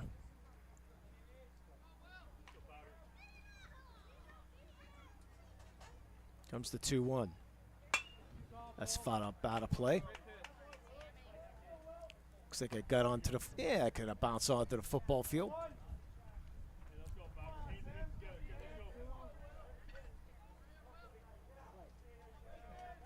Nardone shakes off a couple signs. Doesn't like any of them. That's 7 shakes. He's asking to go through the signs again. Yeah. With Keller. Shakes him off again. There. Finally, the 9th time he says yes. And that's going to be hit in the left field for a base hit. Again, not the hardest hit ball, but well placed for Sam Patton. So 1-out single brings up Grayson Hooks. And you mentioned it earlier, Hooks got some pop. Chance here. This is what Shenango is needed. Hooks was 2 for 5 with 4 RBI last Thursday against Grove City. And that was a game in which Grove City jumped out to a 3-0 lead, and then Shenango threw 4 on the board to take the lead, and they did not relinquish it. Yeah, Landis deep out in right field. It's probably the deepest we've seen outfielders play today. Respecting the power. First pitch down low. 3-1 Ellwood City here in the bottom of the 5th. Anything to deep left or right center or center is going to get the run home probably. That's inside ball 2. Nardone's giving him nothing here. Yeah, last inning saw Campoli was warming up a little bit, and Laterra was warming up just in case for Jimmy Rowe gets in trouble. 2-0, that's inside corner strike. Laterra got the win last Thursday. They used 3 pitchers in that game, and that was going to be my question was, you know, if this ends up being a wild game and it's been a pitcher's duel. Hooks fist this foul. For the most part. What would be the limit knowing that they have to win this game to get a playoff berth? You know, is Campoli short notice, or not short rest, but short notice in the sense that, you know, hey, if we need to go to you for 2 or 3 innings, can you do it? Laterra, who showed some grit last Thursday. The 2-2 to Hooks. That's inside ball 3. Again, Keller able to block that. Now, Nardone is clearly respecting his power and understanding that he can yank this thing right field side and give you all kinds of problems. He is trying to get him to chase something, and Hooks is just standing pat and letting Nardone throw the pitches. Comes the payoff pitch. That's inside ball 4. And Hooks does not want to walk, but he's going to take the walk. The frustrated look. He wanted to swing away, but he got his job done. He could reach base, so Shenango in business again. Bring up Jason Malley, who's 1 for 2 in the day. Single and a run scored, and we're going to get a mound visit here from Keller and Nardone. Trip to the mound is brought to you by LGKG. Let their firm of AV-rated attorneys and super lawyers guide you through the legal process. Luxembourg, Garbutt, Kelly, and George, keeping promises for over 90 years. Not an official mound visit because the coach didn't come out, but a mound visit nonetheless. Yeah. So Malley steps in with 2 runners on. First pitch stays up high. Patton at second, Hooks at first. 3-1 deficit for Shenango here in the bottom of the 5th.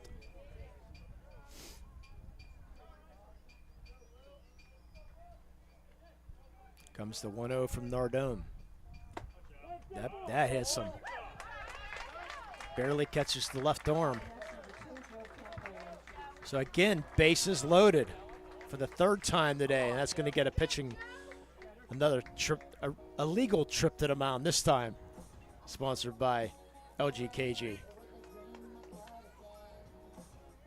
Don't think they'll be taking him out in this situation, but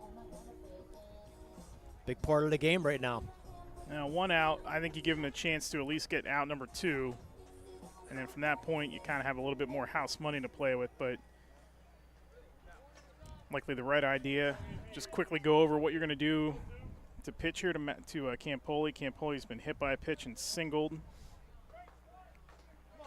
Prime opportunity, and again, anything to deep center is going to tie this game up. Pat the third, Hooks at second, Malley at first, Campoli in the box. Cubas would have to get a big-time break. He's in a little bit in center field. Nardone working from the stretch. Here comes his first pitch. It's just down low.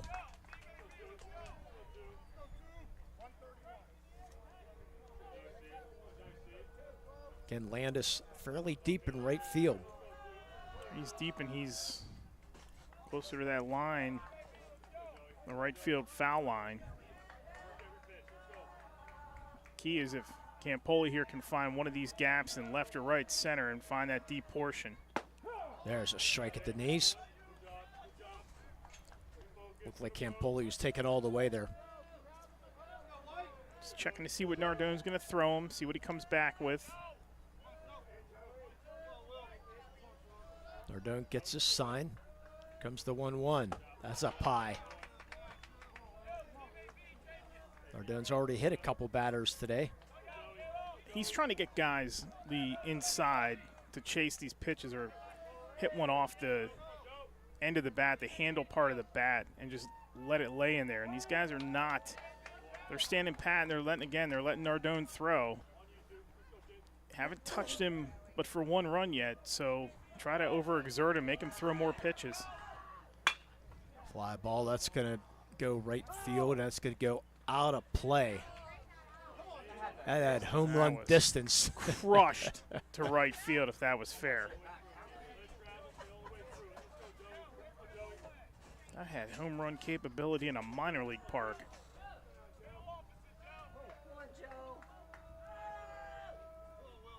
Count should be 2-2, shouldn't it?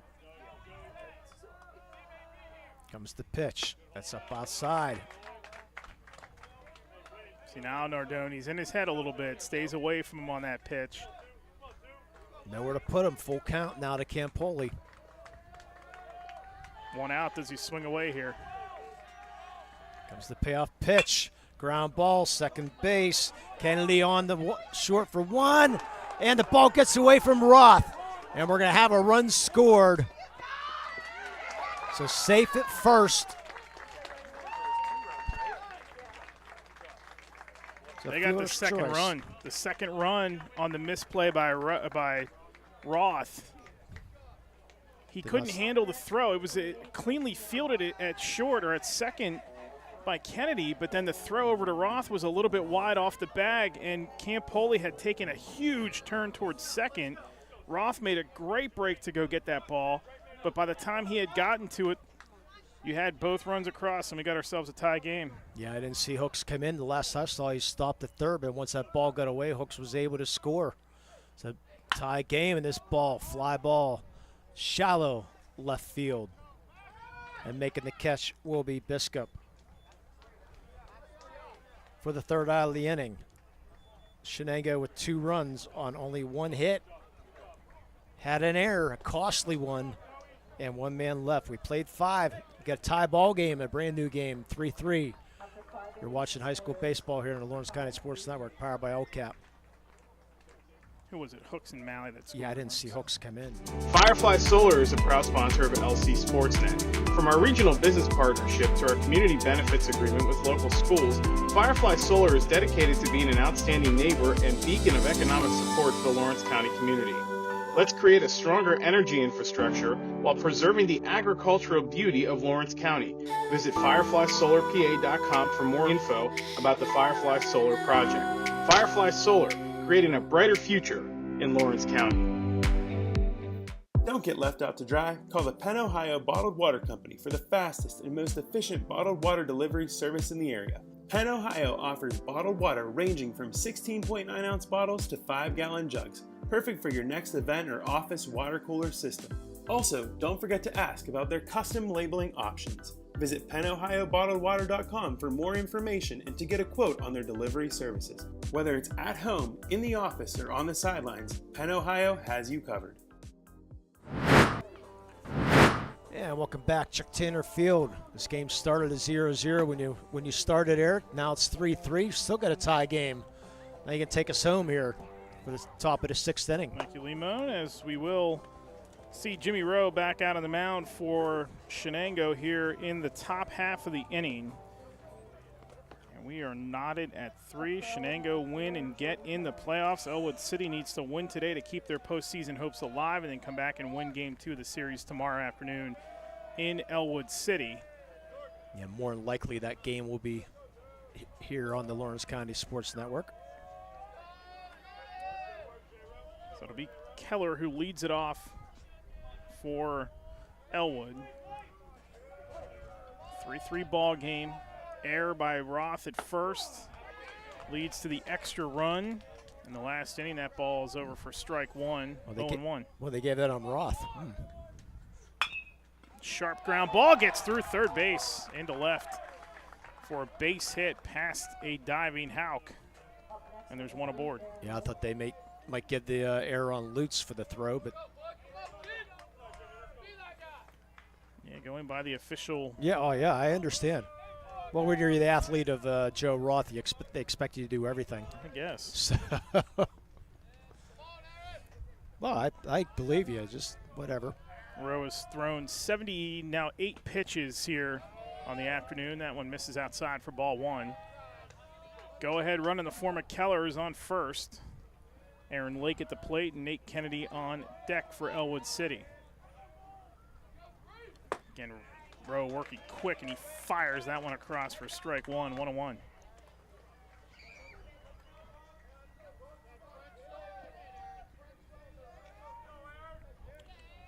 Normal lead on first for Keller. Hit in the air, popped up, and Rowe calling everybody off. The wind carrying that thing all the way to foul territory, and Rowe makes the play. There is one away. Not going to see that too often, a pitcher calling everybody off. Usually, like your pitcher fielding that the Rowe is taking charge the whole way. I mean, he looked up at that thing at the mound, and then it drifted all the way over to foul territory on the third base side for him to make the play. That wind is playing all kinds of havoc when it gets up there. We're over to first, and Keller is back. Nate Kennedy has struck out, singled, driven in a run, and scored here this afternoon for Ellwood City. Good look at first base. And that one is hit in the air, shallow right, and coming on to make the play is Campoli, who again had to make a good break on it and did so, and there's 2 away. So Will Nardone steps in, flew out to right, doubled, has 2 runs driven in, gave his team the lead for the moment. And we definitely haven't seen our Melee Chiropractic play the game yet. We'll have that at the end of this game, and an MVP Insurance Player of the Game. It's TBD, as they say.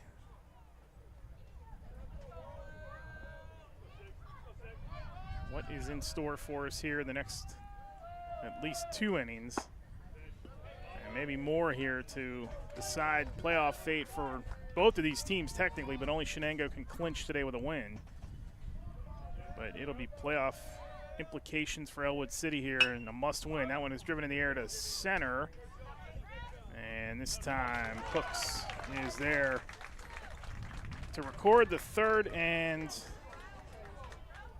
final out of the inning. So a single, no runs on 1 hit, no errors, and 1 left.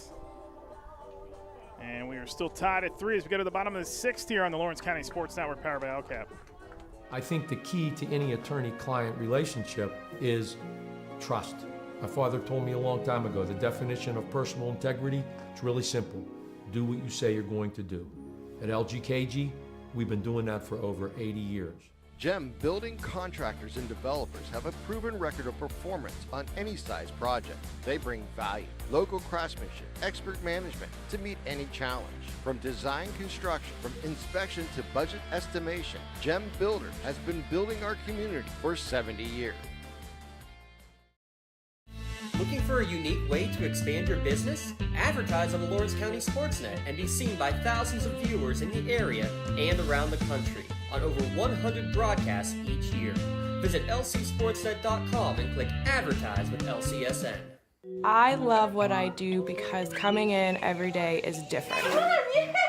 How can you not enjoy these kids coming up and hugging you and giving you these great smiles all throughout the day? You guys ready? Seeing the progress that our kids make every single day is one of the reasons I love coming to school. What should we do? We have fun. LCAP Early Learning Centers is hiring. Help empower young minds in Lawrence County and become a superhero today. Apply at lcap.org. Back here at Chuck Tanner Field, Shenango High School, 3-3 ball game as we got a little activity in the bullpen for Ellwood City. That was actually it's for Shenango. Shenango, beg your pardon. Yeah, Joe Campoli loosening again. He was loosening up before. It'll be Anarock, Ross, and Hauk for Shenango here in the home half of the sixth as Nardone goes back to work for Ellwood City. That's outside for ball one, 1-0. Out of town scoreboard. Shenango softball defeats Newcastle 8-4. Nardone. It's outside and misses for ball two, 2-0 the count quickly to Anarock. Out of town scoreboard is brought to you by the Newcastle Transit Authority. Wide drive when you can relax and ride. Daily routes to Pittsburgh as well as routes all around Lawrence County as that one is hit in the air to left, and coming on to make the play is Biscuit. Nice job defensively to get Anarock. Oh, there's a possible play of the game nominee right there. Nice catch coming in, diving to make that catch. Visit Newcastle Transit Authority for more information and route schedules. Remember, senior citizens ride for free. Trey Ross steps in, grounded out to the pitcher, and was hit by a pitch earlier today. One away here in a 3-3 game in the bottom of the sixth. Sharply hit foul, third base side. Consider that out. Neshannock leading Armstrong on softball 1-0. Armstrong 5A school. Neshannock leading 1-0 in the fifth inning. Baseball Laurel defeats Aliquippa 15-0. Game 2 is starting right now, and Union leading Springdale 9-2 in the fourth, and Mohawk and Riverside are tied at 2. Interesting. In the top of the sixth. As Hauk tips that one foul. Rather, that is, yes, Hauk that tips that one foul. It was Ross, Hauk, and Rowe who are here in the home half.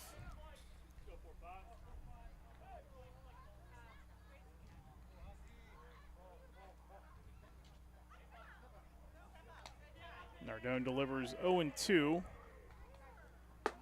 Swing and a miss. And Hauk is retired on strikes. Up next, number 6, Jimmy Rowe.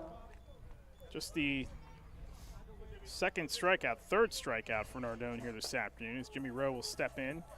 Rowe is struck out looking, and he's popped up to short. Gives that one a ride foul and out of play. Campoli continues to throw over in the Shenango bullpen area behind their dugout. See if we might get a pitching change. That one is sharply hit the gap into center as Rowe is going to get aboard with a single. Yeah, do not see anybody warming up for Ellwood. So it looks like it's Nardone's going to throw his 100 pitches, and they'll take their chances with somebody else. But going to get a courtesy runner here for Rowe. That courtesy runner is brought to you by Castle Asphalt. Castle Asphalt provides commercial or residential asphalt paving, commercial site work, or commercial line striping. Visit castleasphalt.com for more information and to request a free estimate. Ricky Ziegler is your courtesy runner, but the coaching staff is questioning something over here.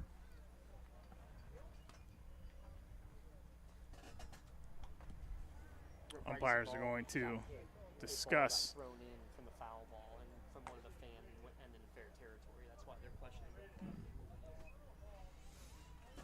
So, question from Mr. Dawson here. As the ball got hit, a ball came in from the fence area. So we had 2 live balls on the field at the same time. Go ahead, Mr. Dawson. Yeah, it's exactly what it was, Lee. A ball from foul territory on that last foul ball got thrown in by one of the fans, and the ball basically got hit, the batted ball, right as the ball landed on the foul line here down the third base line. So it had no impact on the play, which I think this is the right decision then to let the play go as it was. That I do not know the exact rules for. Ben Santangelo at the plate now for Shenango, trying to give his team the lead. Runner on first. Nardone delivers. That is in there for strike one. 1-1 now to Santangelo. Santangelo for 3 here this afternoon. Flew out twice and grounded out 5-3 back in the 5th. That is low for ball 2, 2-1. 2 outs here in the home half of the 6th. Sam Patton will be on deck for Shenango if Santangelo can reach. Gives it a ride, but it's playable at second for Kennedy, and that is it for Shenango here in the 6th. So no runs on 1 hit, no errors, and 1 left. We are tied at 3 here at Tanner Field, going to the top of the 7th on the Lawrence County Sports Network, powered by LCAP. You always.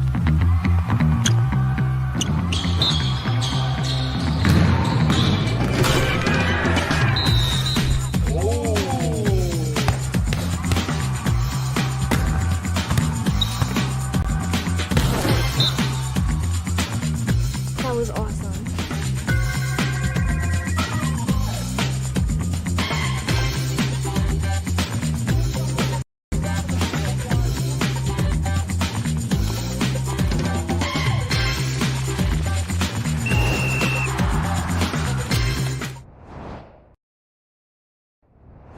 When the high school season heats up, make sure you have the best gear to support your school. Head to the Red Zone on Wilmington Road in the Shannock for all your county sporting apparel needs. From sporting goods to custom apparel to embroidery and more, the Red Zone has it all. Quality gear for all 8 schools in the County of Champions. Stop by and enter the Red Zone or visit them online at theredzonesports.com. Score big at the Red Zone.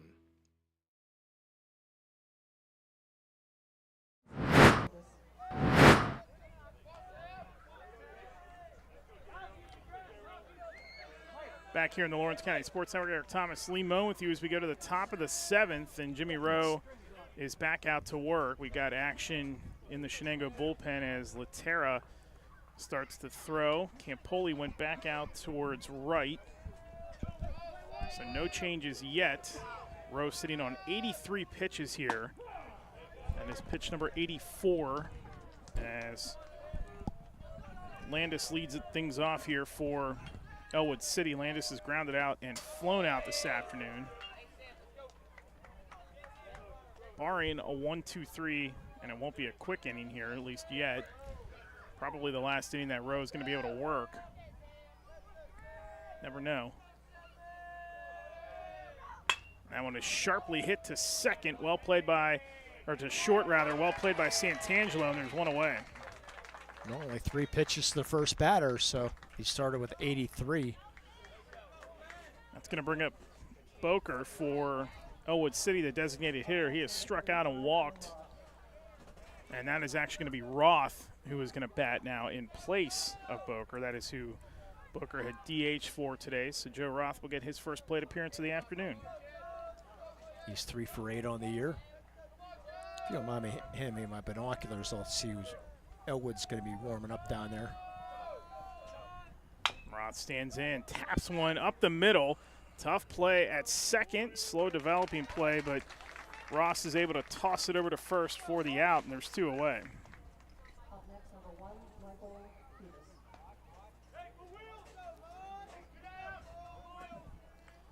Cal Cuevas, the center fielder, 0 for 2 this afternoon. Flown out and grounded out in his 2 plate appearances. That is in there for strike one. And maybe, just maybe, if this thing stretches into the eighth, we will get one more, or at least one more batter for Rowe, because he is working quick. That one is punched in the air, and it's going to be caught in right by Campoli. Boy, that was a tough play to make. That looked like that thing was going to get down in a hurry. Cubas retired, and it's a 1-2-3 inning. No runs, no hits, no errors, and nobody left for Ellwood City in the home, or the top of the seventh, the home half of the seventh. A rally perhaps for Shenango coming up here on the Lawrence County Sports Network. Aaron Lake was one. Tired of gasoline costs? Why drive? Let the Newcastle Transit Authority take you where you want to go. Serving the city of Newcastle and stops throughout Lawrence County, as well as weekday service to Pittsburgh. Public transportation just makes sense. Why drive when you can relax and ride? For more information or for route schedules, log on to newcastletransit.org. The Newcastle Transit Authority, going your way. And remember, senior citizens ride free.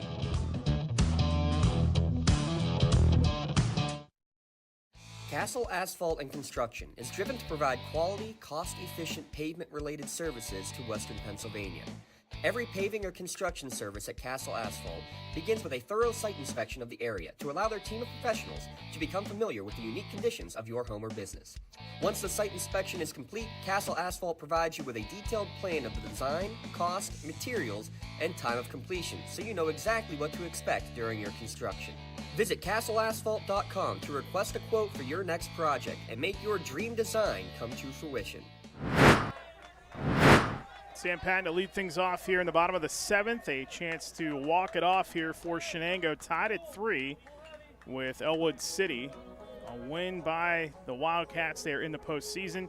Riverside, by the way, in the out-of-town scoreboard update brought to you by Newcastle Transit Authority, has taken a 3-2 lead on Mohawk.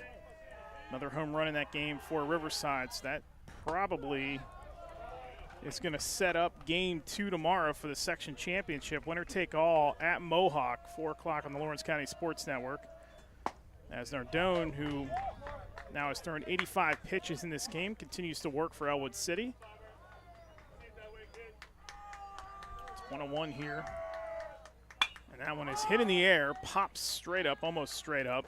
Playable at second for Kennedy, and there's one away. Aaron Lake was the player that was warming up in between innings while Ellwood City was up, and now might get the pitching change right now. Grayson Hooks due up here. He has walked twice, scored a run, and flown out. Again, he is the power man for this Shenango order. Nope. Just be very, very, very careful with Mr. Hooks. Now, he has pitched away from him, at least the last time up. He pitched away from him, tried to get him to chase. Stuff inside.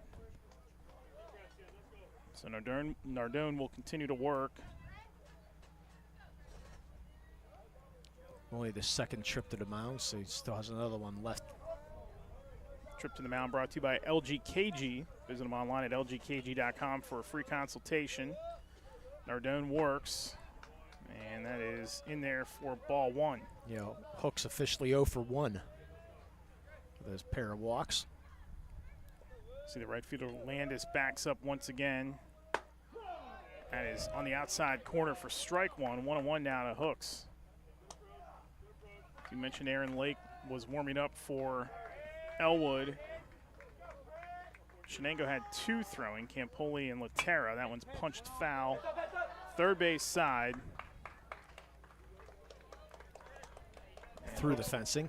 Hooks will stay alive. It's 1-2 to Grayson Hooks. You would think outside again here.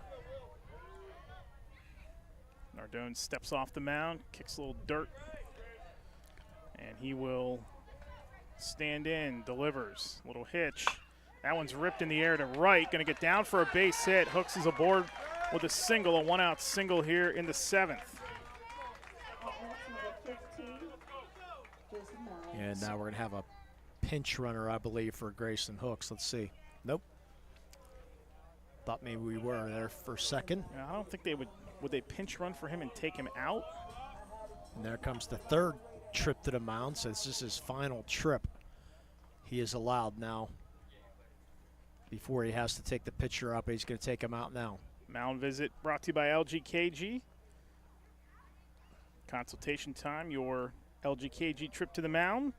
Let the law firm of AV-rated attorneys and super lawyers guide you through the legal process. Luxembourg, Garbutt, Kelly, and George, keeping promises for over 90 years. It will be Aaron Lake who is in for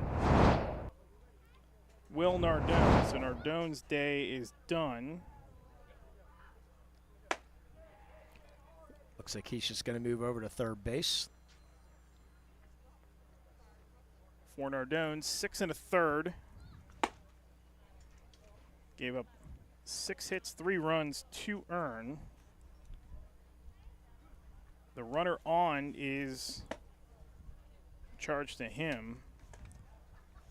Faced 30 batters here this afternoon. So he would take the loss if Shenango is able to scratch this run across and win this thing here in the bottom of the 7th.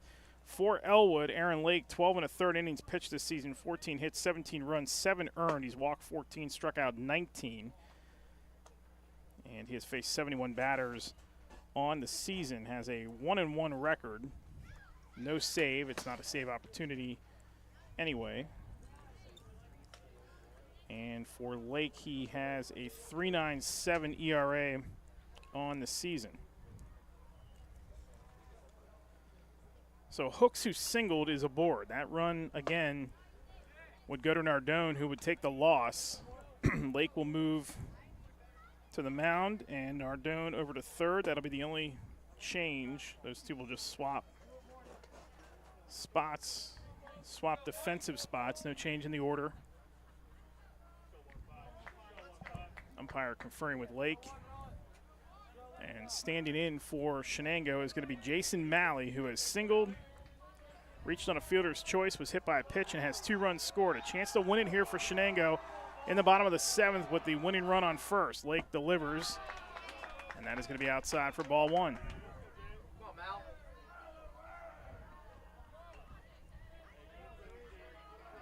Malley stands in. Lake delivers. That's a sharp grounder to short. Might be 2. On to first. It's a one-hop throw that Rothfields cleanly, and the inning is over. No runs on 1 hit, no errors, and nobody left. A double play by the Ellwood City defense, and we're going to get some bonus baseball here as we're going to go to the top of the 8th inning, tied at 3 here in the Lawrence County Sports Network. Thanks, Dawson. For 20 years, Melee Chiropractic has treated athletes of all ages to help them get safely back to the top of their game. Melee Chiropractic has 3 full-time doctors in their office, and all 3 are former area athletes who have had to battle injuries throughout their careers. They want to help you get safely back on your feet. But more importantly, help stop the injuries before they happen. Prehab before you rehab. Attention all high school student athletes. During your sports season, a $30 visit to the Melee Chiropractic office includes an adjustment and/or all therapy is necessary. From the athletes of tomorrow to the weekend warriors and everything in between.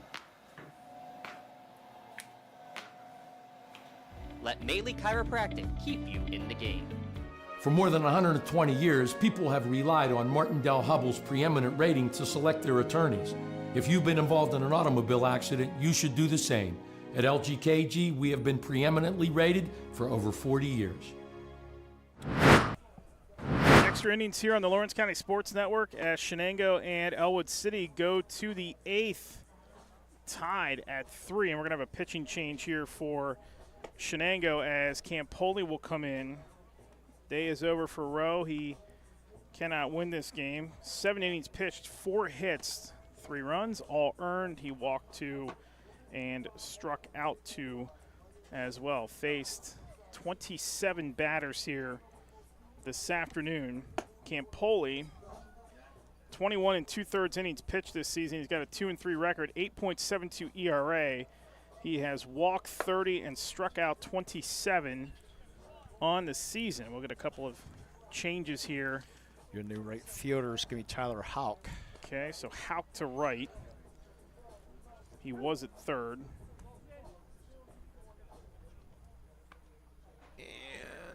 I'm assuming it's going to be Rowe at third, but I don't know that for a fact here. It is Jimmy Rowe who is at third. Yep. So again, no change in the order. However, the position changes. So again, it's Houck to right in place of Campoli.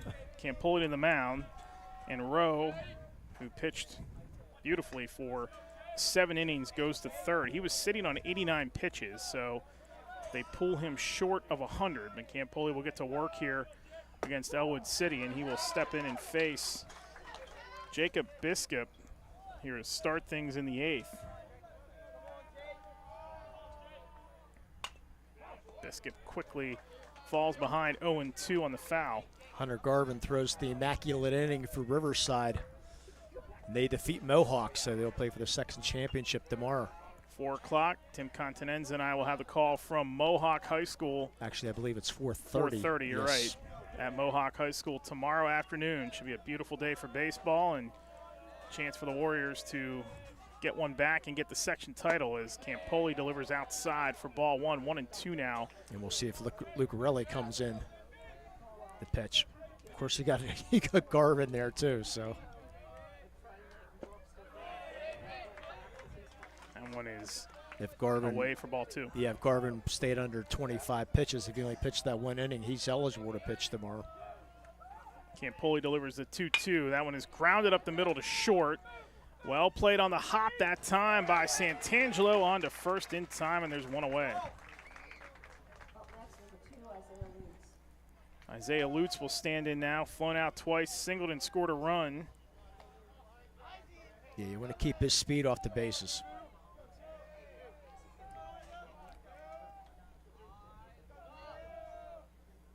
Campoli on first pitch of the at-bat, misses for ball 1.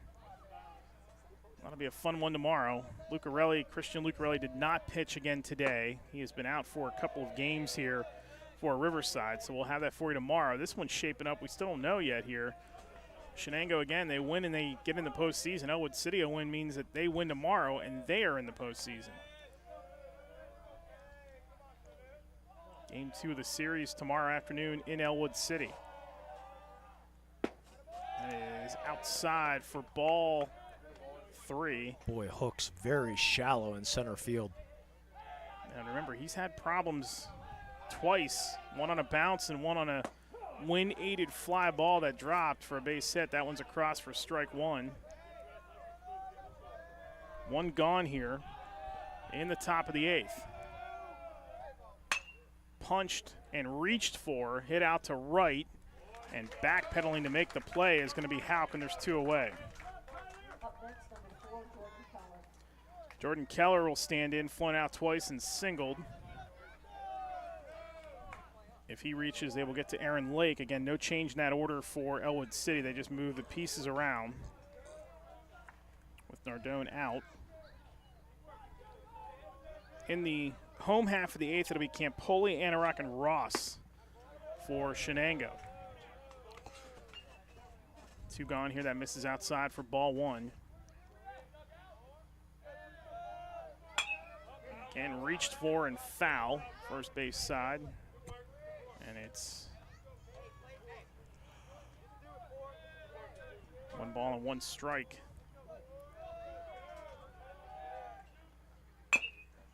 Little tapper back to the mound, cleanly fielded by Campoli. Took a weird hop, and he gets it on to first in time for the final out of the inning. So no runs, no hits, no errors, and nobody left. We'll go to the home half of the 8th inning, tied at 3 here on the Lawrence County Sports Network, powered by LCAP.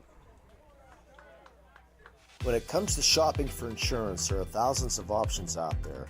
MVP Insurance proactively shops and compares your policies to find the best coverage and rate.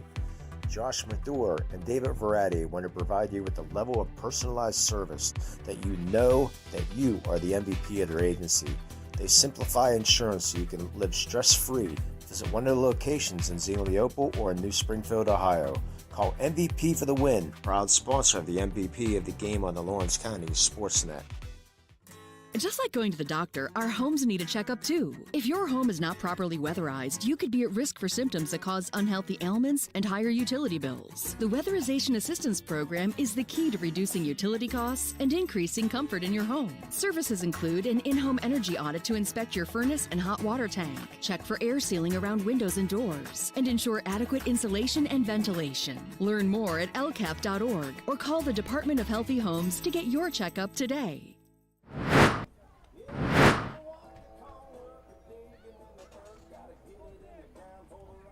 Back here at Shenango High School, bottom of the 8th inning, we're tied at 3. Yeah, they like their country music up here in Shenango. Chance here again for the home half to win it. Up for Shenango, number 2, Joe Campoli.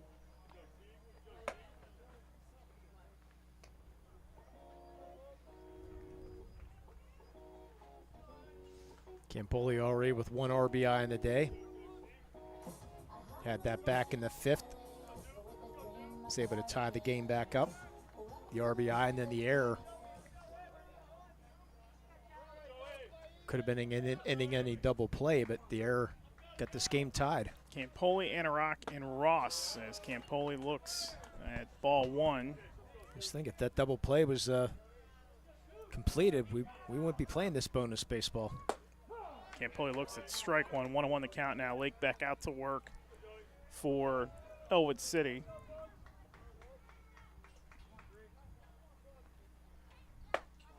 It's outside for ball 2. 2-1 the count now to Campoli. Campoli has been hit by a pitch, singled and reached on a fielder's choice and an error. Lee just mentioned that's the double play he's referring to, and that one's in there for strike 2. 2-2 the count.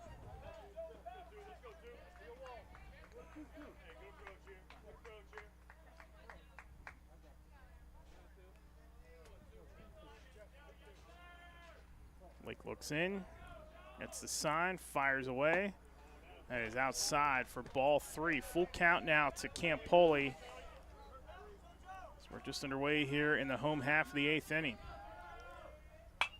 Hit foul.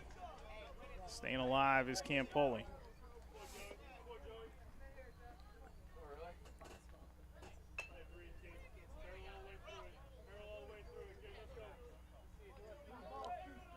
Outfield at normal depth for Campoli. Full count, pitch on the way, Lake. And that one is hit foul right behind home plate once again. Staying alive at 3-2.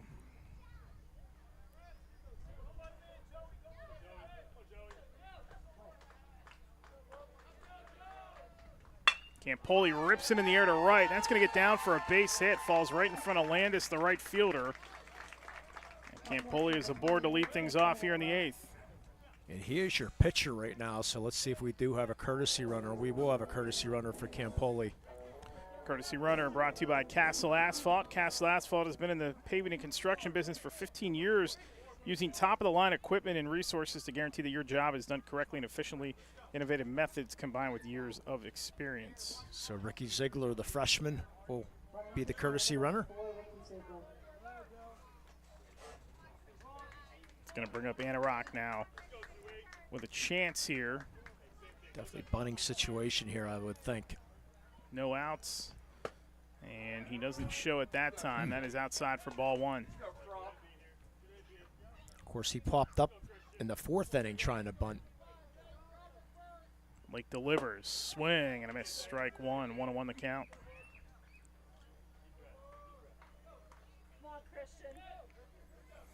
Looking to end this thing here in the 8th and clinch a playoff berth. Now he shows bunt. It's tapped back to the mound. Tough play for Lake, who throws it to Roth. Runner gets to second with 1 away, so the winning run now on second base. Sacrifice works that time. Good job by Lake coming off that mound. You said it was a tough play. Again, it's nice to have that 6'5" frame. You can throw it way up high. Trey Ross will stand in now. Hit by a pitch, flown out and grounded out. They're going to walk him, I believe. Yep. Intentional walk. Set up the double play. Plus you have your number 8 and 9 hitters coming up. And Hauk Now playing right field. Has an RBI in the day with that sacrifice fly in the 4th. Does have an RBI this afternoon. Sacrifice back in the 4th. He's grounded out and struck out. But a chance here to win this game with 1 out. That one is hit to first. Roth will step on first. Everybody's going to advance safely with 2 outs. And again, now the winning run is going to be at third base. But I don't think I'm going to put that run to bring up the top of the order. I think I'm pitching the number 9 hitter here. And that's exactly what they're going to do. They're going to pitch to Jimmy Rowe. Jimmy Rowe with a chance here. Winning run on third. Tied at 3 here in the 8th. Lake delivers. Big cut by Rowe. Strike 1. Well, how about the senior maybe trying to get it done here on senior day? 0-1. Hit in the air towards right. And in foul territory to make the play is Landis. And the inning is over. No runs on 1 hit, no errors, and 2 stranded. We go to the 9th, the top of the 9th, tied at 3 between Shenango and Ellwood City here in the Lawrence County Sports Network. Congratulations to our March LCAP Team of the Month. The Lawrence County SportsNet is proud to honor Neshannock Hockey as the March LCAP Team of the Month after winning their 3rd PIAL championship in the last 4 years. Congratulations to Coach Mark Multeri and the Neshannock Hockey Team, your March LCAP Team of the Month. Lawrence County SportsNet is proud to honor Giovanni Valentine of Neshannock Hockey as the March LGKG Male Athlete of the Month after leading the Lancers to a PIHL championship. LC SportsNet is also proud to honor Alexis Brewer of Laurel Wrestling as the March LGKG Red Zone Female Athlete of the Month for her journey through the consolation bracket to a PIAA 7th place finish. Congratulations and best of luck to Neshannock's Gio Valentine and Laurel's Alexis Brewer, the LGKG Athletes of the Month, presented by the Red Zone. For more than 120 years, people have been relying upon Martindale Hubbell's AV preeminent rating to select their attorneys. If you're involved in a workers' compensation situation, you should do the same. LGKG has been AV rated for over 40 years. Top of the 9th we go here at Shenango High School. It'll be Lake, Kennedy, and Nardone for Ellwood City, tied at 3.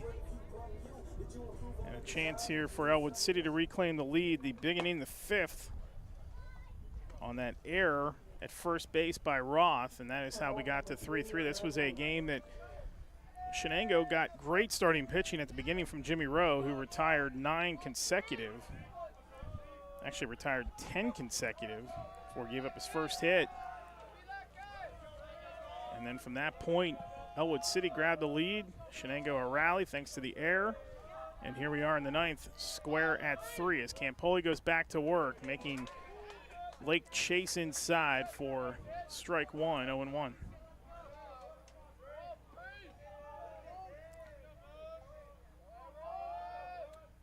That is in there for ball 1. A little high that time, 1-1 to count.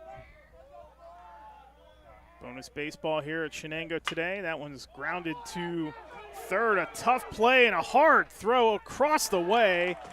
And Lake is able to get down the line. He might have been safe anyway. That ball, Malley couldn't field it on the hop. We'll see how that's officially scored. That's got to be an infield single. O'Malley made a tough play to be able to come. That ball took a wicked hop, but he was able to grab it behind third base, but it had the long throw, the one hop. Got to be a single in my book. And that goes as a single. They show bunt. Laid down right in front of home plate. And I think he's out. And let's see. Kennedy. Or they're going to, boy, I thought maybe he might have hit him outside the box. Let's see what the umpire rules. Nope, they're going to say it was hit in the box. Boy, that was a tough. Ooh. We saw that the other day. Thought maybe he was out of the box, but they said he was in, so just harmless strike. Kennedy 0-1 now. Shows bunt again, lays it down, gets it up the first base line. Campoli pitches it over to first for the out, but the sacrifice works as Lake is going to move to second. Was he? Will Nardone will stand in for Ellwood City, was the starter today on the mound. Went 6 1/3. We'll get the no decision here. But pitched pretty well. And he looks at ball one, or strike one rather, on the outside corner. Yeah, both starting pitchers pitched very well today. Nardone looks outside at ball one that time, 1-1 the count.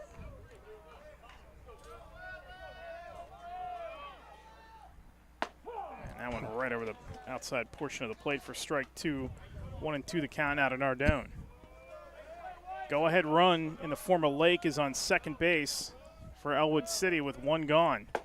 Big cut by Nardone, and it's 3-2.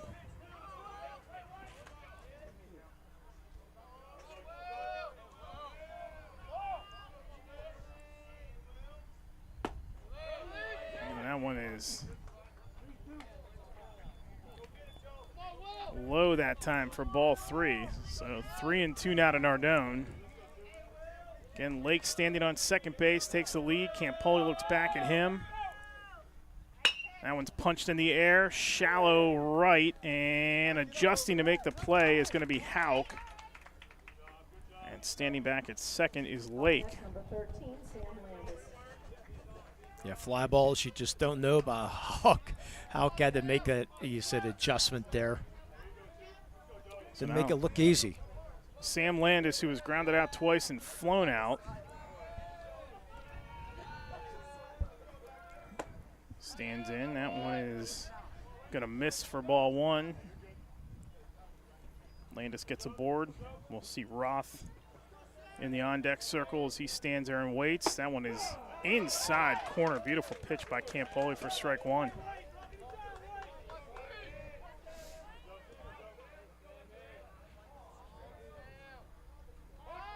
Campoli fires. That's inside again, but is there for strike two. 1-2 now with two gone, and the go-ahead run on second. Campoli trying to get out of this one, get his team to the home half of the inning. Hit foul. Well, nothing but breaking balls right now. Campoli takes a step off the mound. Comes back. There's Lake on second. Takes that lead once again. Sizable one. Campoli swing and a miss. Strike three for Landis. No runs on one hit, no errors, and one left. We go to the bottom of the ninth inning. Tied at 3 between Shenango and Ellwood City here on the Lawrence County Sports Network. Thank you for calling Axe. Where can we take you today?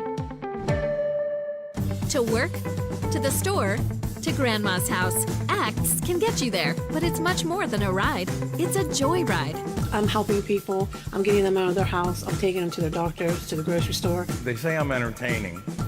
Okay, we laugh, we joke, we sing, we tell stories. They're like family to us. Even if it's the same day, to schedule your joyride, call Axe today. Business communication must be agile, efficient, and fast. Toshiba is the company that helps you manage it all, from paper to digital to screen and back again. With smarter printing, you are unleashed. The office is wherever you are, and Toshiba makes it seamless to print whatever, wherever, and whenever. Our mobile printing applications allow you to print or scan to both Toshiba and third-party MFPs right from your mobile device. Toshiba, empowering the art of business. Bottom of the ninth here at Shenango High School, tied at 3 here in the home half. Going to be back to the top of the order for the Shenango Wildcats, Santangelo, Patton, and Hooks. And Shenango stranded 9 runners here through 8 innings.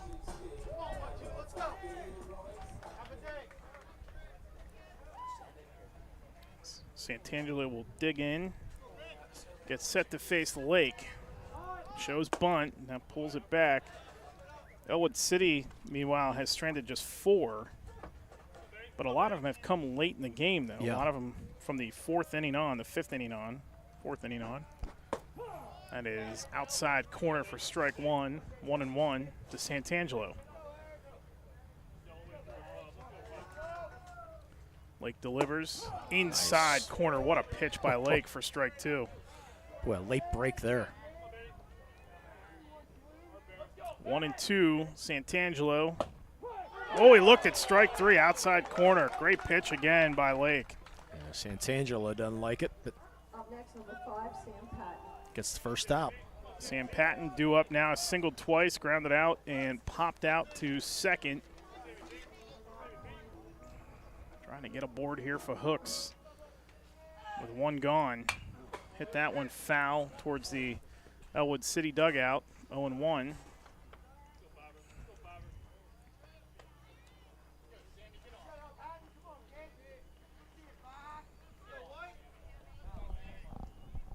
It's Patton taking up a chunk of that box right in the middle. Inside corner, misses for ball one, 1-1 now. Hooks is due up next. Well, they'd love to get him, and he will have an at-bat. They'd love to get him a chance. That one is over the top behind Patton. And missed the bat. That just got away from Lake.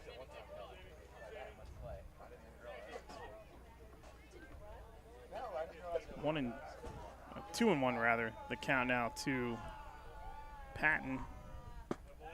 And looked at ball three. 3-1 now.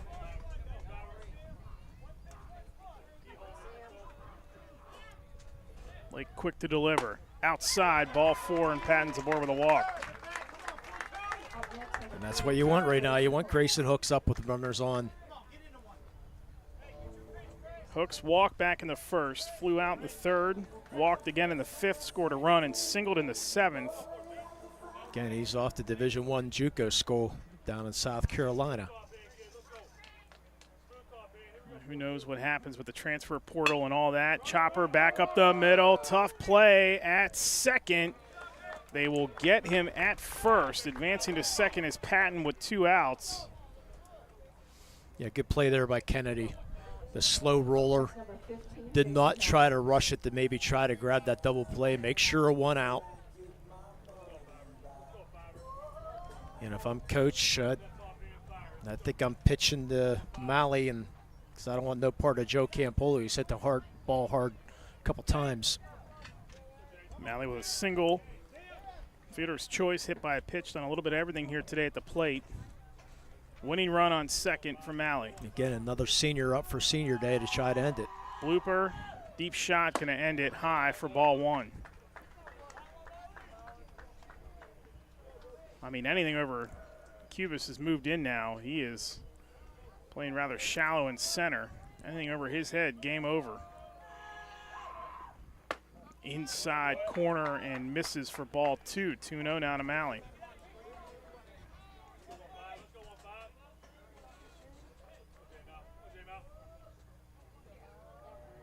Lake looks back at second. Fires home. High for ball three with first base open. I mean, Malley doesn't hurt you. It's the runner on second that hurts you. So you can pitch around him here. But I don't want no part of Campoli. I agree with you 100%. That is there for strike one. 3-1 to Malley. Thought maybe it might have a green light.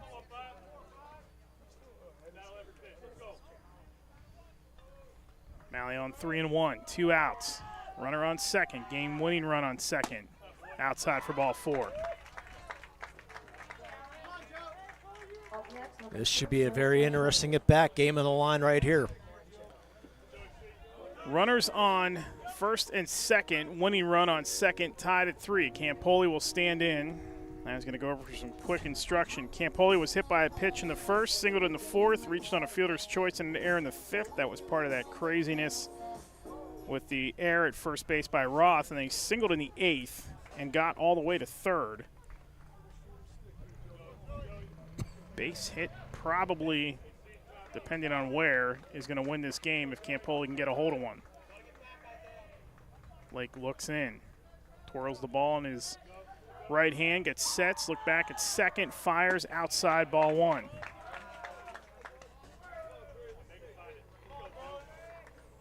If Campoli reaches, Anorak is the next man up.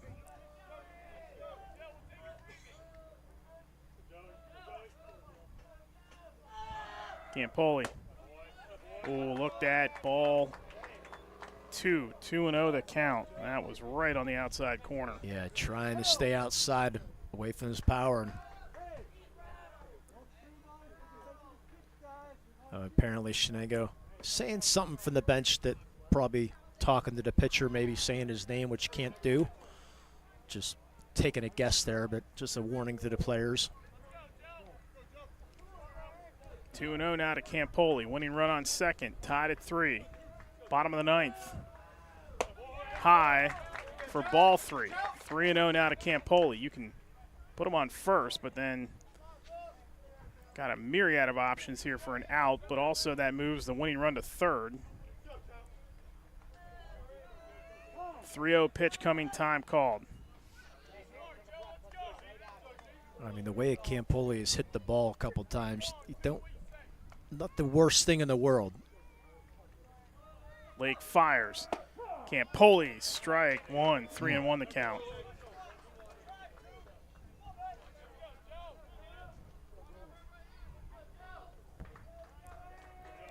Three-one pitch upcoming. 2 gone. Winning run on second. Runner on first. Campoli inside. Ball 4.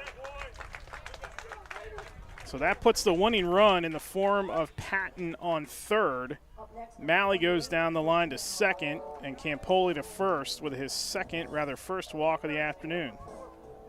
Now, early evening here at Shenango is going to get a mound visit. Going to get a mound change. Yes, we are. Wow. Pitching change is your red zone call to the bullpen. Make sure you stop by the red zone on Wilmington Road in Neshannock for all of your county sporting apparel needs. Sporting goods, custom apparel, embroidery, and more. Voted best of the best in Lawrence County. Visit them online at redzonesports.com and see how your group can score big at the red zone. Looks like Nathan Kennedy's going to try to get the last out.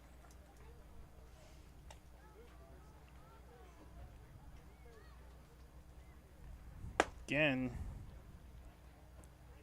this is a win and get in for Shenango. It is not a win and get in for Ellwood City, but they have to win today to have a shot at the postseason tomorrow in game number 2.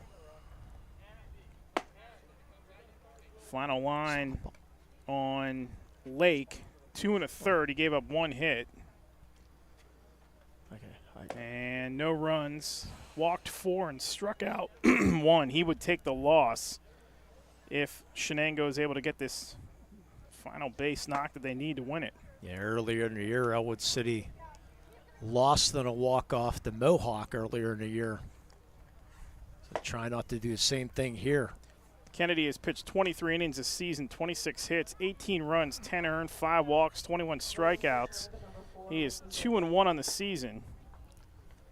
Faced 107 batters.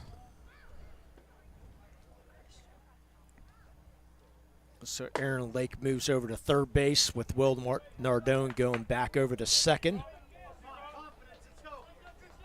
So Roth at first, Nardone at second, Luce at short.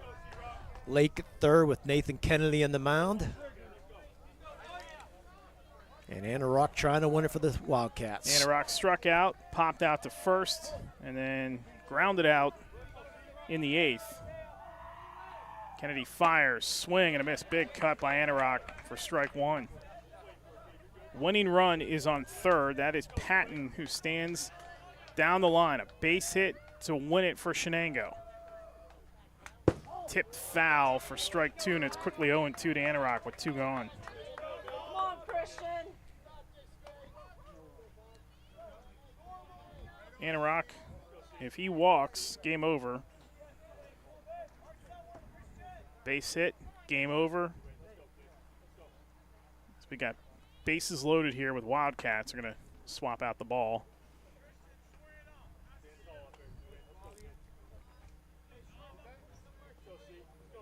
Anthem digs in. 0-2 count with 2 gone. And a bases loaded jam here for Nate Kennedy, who inherits the guys on the bags, but that would be charged to Lake if Shenango wins it here as Anthem steps out quickly and back in. There's a look at Patton at third base. Kennedy will fire, 0-2. Anthem tips it foul, stays alive at 0-2. Just getting a piece of that.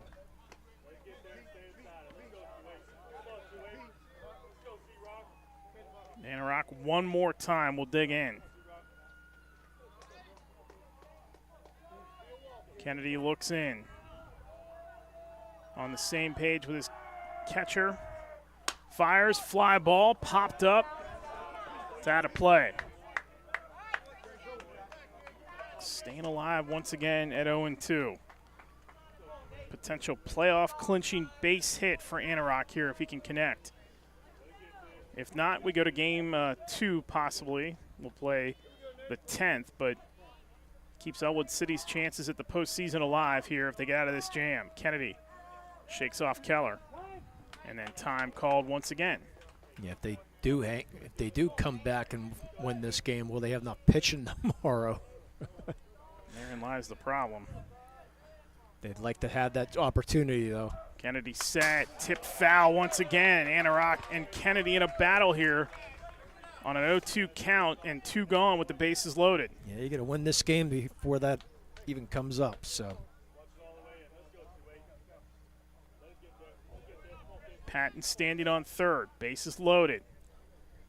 The 0-2 pitch once again. Kennedy fires, swing and a miss. Strike 3 and a huge strikeout for Kennedy to get out of the jam.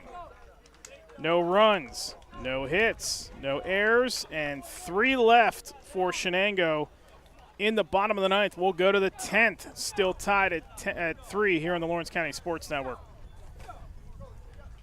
Looking for a unique way to expand your business? Advertise on the Lawrence County SportsNet and be seen by thousands of viewers in the area and around the country on over 100 broadcasts each year. Visit lcsportsnet.com and click Advertise with LCSN. No two companies create the same way. Toshiba empowers the art of business by uniquely enabling businesses to work with tools designed specifically for them. In a constantly evolving world, business communication must be agile, efficient, and fast. Toshiba is the company that helps you manage it all, from paper to digital to screen and back again. Toshiba, empowering the art of business.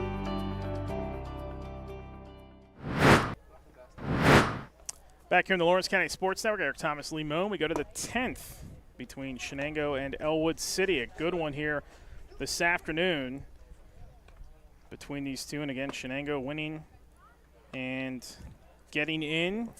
Ellwood City is going to have to win to stay alive.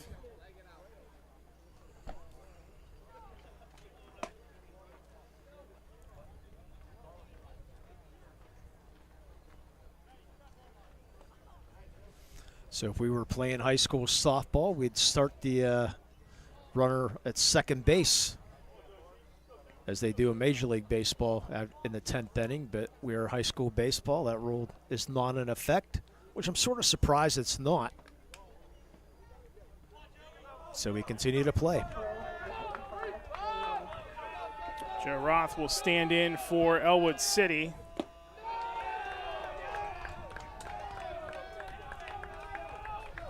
Roth grounded out in his only plate appearance today. He was the one they had the DH in place for, and that is in there for ball 2. Campoli continuing to work here for Shenango. And that is on the outside corner for strike 1.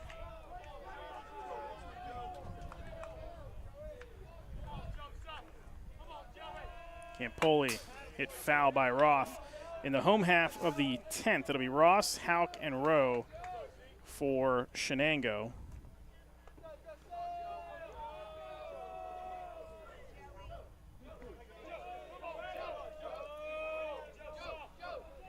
Campoli fires outside. Missing for ball 3. 3-1 the count now to Roth.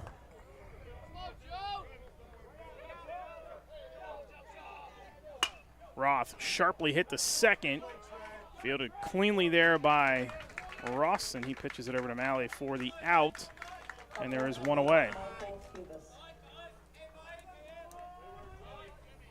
Mikel Cuvis will stand in. He is 0 for 3 today, flown out twice and grounded out once.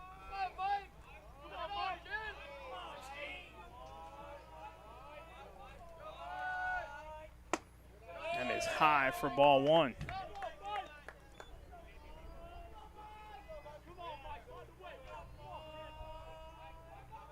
Campoli again delivers. That is on the outside corner.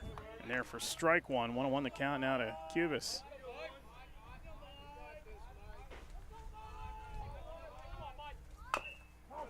Hit foul. Bit of a late swing by Cuvis that time. 1-2.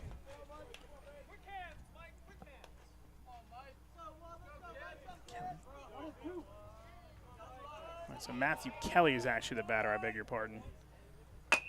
That is tapped back towards the mound. Tough play by Campoli. Throws from his knees, and he got it there in time. How about that?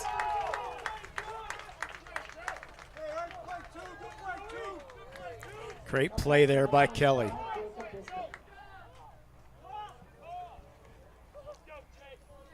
Unbelievable defensive effort that time to get the out. So now we're back to the top of the order for Ellwood City with Biskup.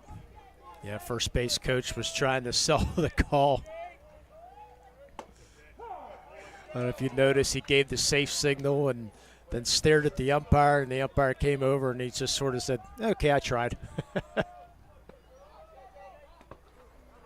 is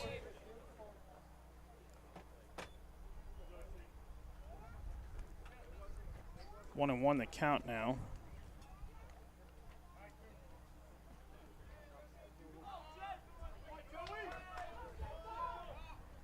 It's big swing and a miss by Biskup. 1-2 now.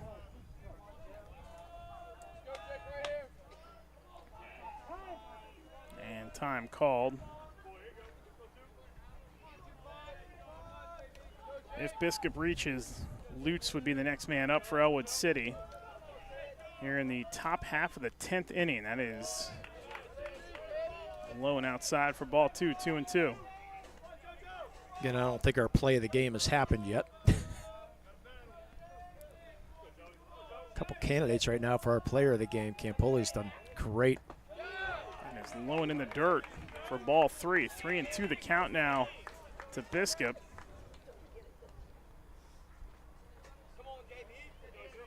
Yeah, Campoli only given up one hit since he's been in.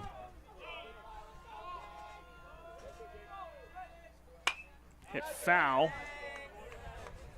First base side out of play. We'll do it again here at 3-2 with 2 gone.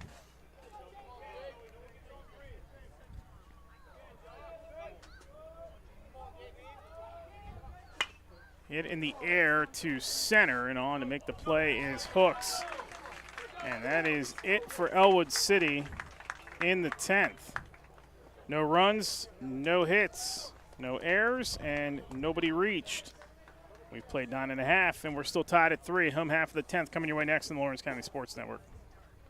Right now, someone very special needs your help. This is Jack Lynn, CEO of City Rescue Mission. No one is beyond God's love and care. One person's life can affect another. Though you may never meet this person, you can make a difference in his or her life. Hurting men and women in our community desperately need food, shelter, and physical and spiritual care. Some are struggling with abuse and addiction. They feel alone, unloved, and forgotten. Individual, caring people provide their hope. You can help change the lives of men, women, and children. Visit cityrescuemission.org and help us today. At Medore Bonner Law, we're more than just attorneys. We're your community partners. With a combined experience that spans decades, attorneys Jason Medore, Michael Bonner, and Greg Rossitelli are your trusted advisors for all legal matters. From personal injury to estate planning, business law to family disputes, we are here to guide you through every step of the legal process. Our full-service, community-based approach ensures that you're not just a client, but a valued member of our family. Give us a call or visit us online at MedoreBonnerLaw.com for more information. Back here at Shenango High School in the bottom of the 10th. Here our JV umpires are waiting. You have to wait a little bit longer. Kennedy will go back to work for Ellwood City. It's going to be the bottom of the order for Shenango here, trying to win it in the bottom of the 10th. Hit foul by Ross. It's Ross, Hauk, and Rowe due up here. One hit between the two of them. That was Rowe back in the 6th. He singled. Got a walk and a hit by pitch for Ross. That's a bloop into left. And on to make the play is Biscup, and there's one gone. Up next, number 45, Tyler Hauk. Tyler Hauk due up now, grounded out, sacrifice RBI back in the 4th, struck out in the 6th, and he popped out to first in the 8th.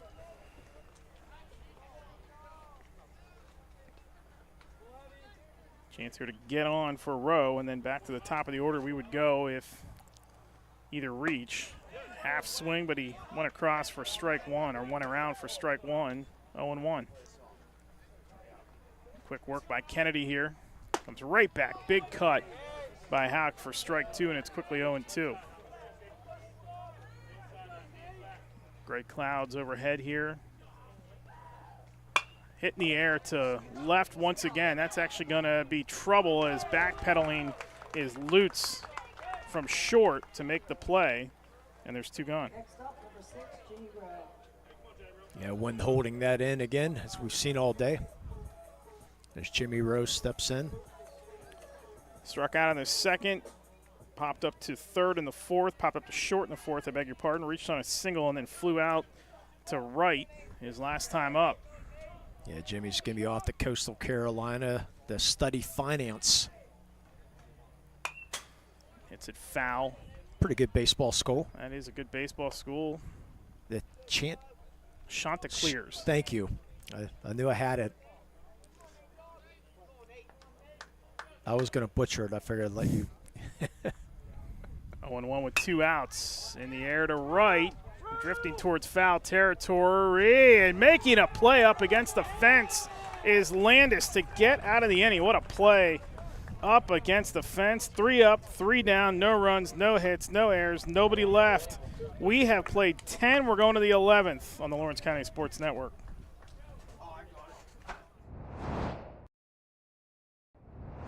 When the high school season heats up, make sure you have the best gear to support your school. Head to the Red Zone on Wilmington Road in the Shenango for all your county sporting apparel needs. From sporting goods to custom apparel to embroidery and more, the Red Zone has it all. Quality gear for all 8 schools in the County of Champions. Stop by and enter the Red Zone or visit them online at theredzonesports.com. Score big at the Red Zone. When it comes to shopping for insurance, there are thousands of options out there. MVP Insurance proactively shops and compares your policies to find the best coverage and rate. Josh Madore and David Verratti want to provide you with the level of personalized service that you know that you are the MVP of their agency.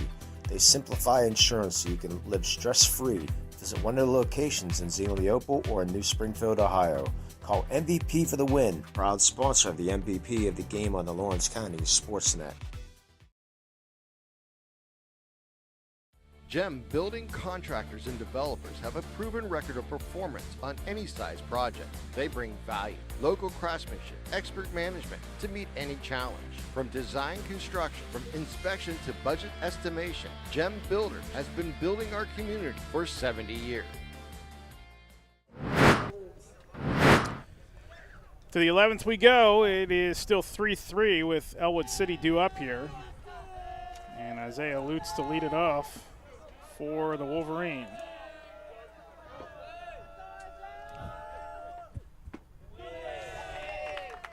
Looks at ball one. Campoli still pitching for Shenango. Time called.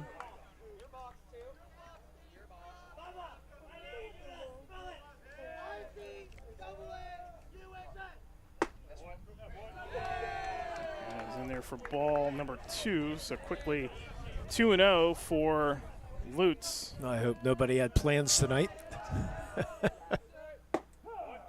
is in there for strike one.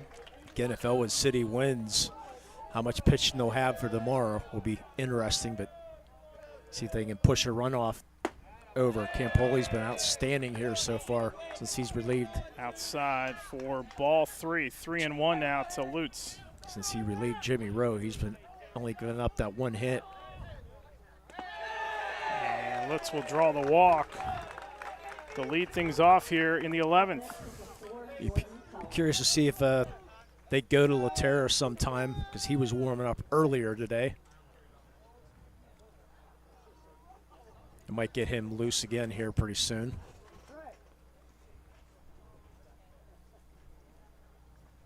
Now the infield will have a meeting here. It's been a while since they've had a runner. Had that one in the 9th. Not a lot of runners for Ellwood City today. Only stranded 4 runners so far today.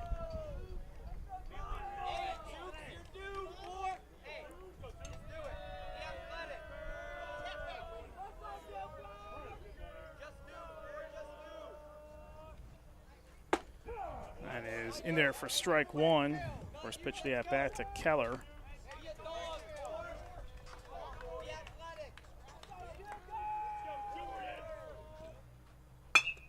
That one is hit on the ground to second.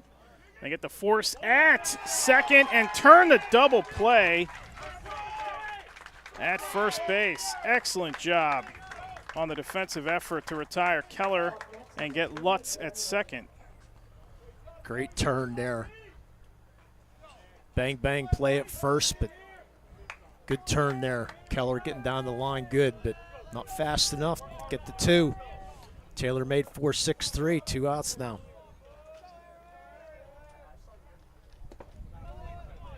That is in there for ball 1.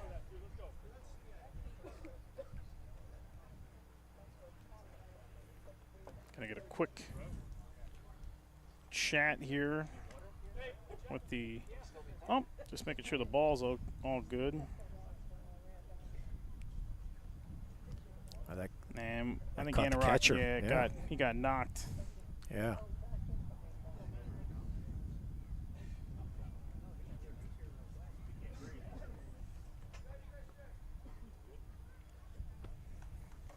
Catchers are tough. He might get the day off just because tomorrow.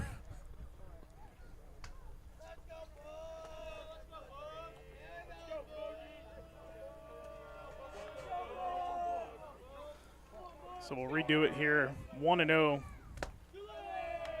inside for Lake. 2 gone here in the 11th. Yeah, ball went underneath the mask of Anorak. That one is low for ball 3. 3-0 now to Lake. Yeah, caught him in the neck area.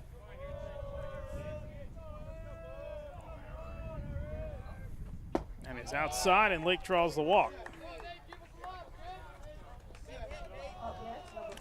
So it's going to bring up Kennedy now. Kennedy struck out, singled on with an RBI, scored a run, flew out, and he also grounded out today's game. Go ahead, run at first in the form of Lake. Nardone on deck for Ellwood City.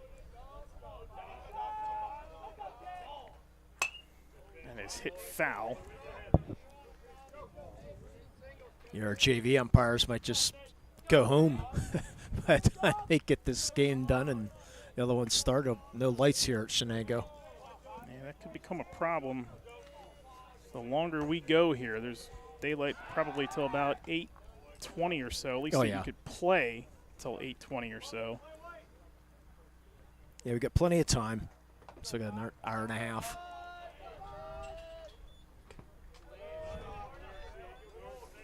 Blaming this extra innings on James Dotson. If you believe in that jinx stuff. 1-1 the count. Campoli looks in, and that is going to be outside on Kennedy for ball 2. Yeah, Laterra warming up again off to our left. Starting to loosen up again.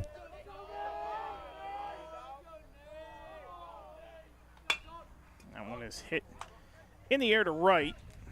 And that will do it for Ellwood City here in the top half of the 11th inning. 10.5 in the books. We'll go to the bottom half of the inning after this on the Lawrence County Sports Network. Firefly Solar is a proud sponsor of LC SportsNet. From our regional business partnership to our community benefits agreement with local schools, Firefly Solar is dedicated to being an outstanding neighbor and beacon of economic support for the Lawrence County community. Let's create a stronger energy infrastructure while preserving the agricultural beauty of Lawrence County. Visit fireflysolarpa.com for more info about the Firefly Solar project. Firefly Solar, creating a brighter future in Lawrence County. Here at Shenango, the teachers and staff love their Wildcats. In the classroom, or wearing the blue and gold, we have their back, and we wish the Cats the best this season. This video is brought to you by the Shenango Area Education Association. Back here at Shenango High School, Eric Thomas, Lee Moan with you. We're in the bottom of the 11th now, as Kennedy will continue to work for Ellwood City. Be the top of the order here for Shenango in the inning.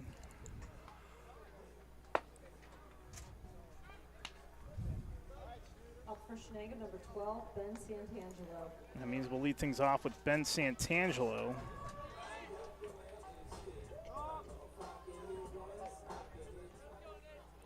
Yeah, Santangelo over 5 in the day.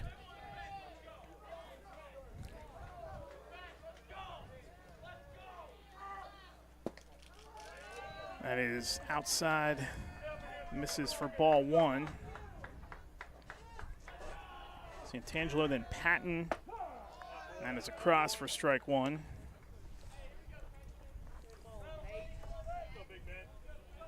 Santangelo, Patton, and then Hooks, and a big whiff. That time by Santangelo. Santangelo has flown out twice, grounded out, popped out, and struck out here this afternoon as we are in the 11th inning. Kennedy delivers inside as he had to sidestep that one. It's 2-2.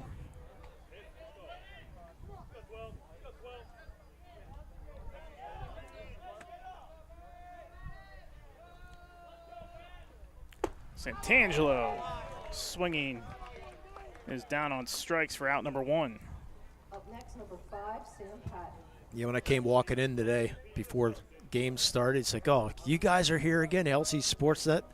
We're 0-2 when you came. I said, well, I wasn't at either game, so maybe I'm the good luck charm for you today. But so far, they have not been able to get that extra run across as Patton steps in. And takes strike 1. 0-1 now to Patton. Patton singled twice, scored a run, walked, and he was grounded out and popped out.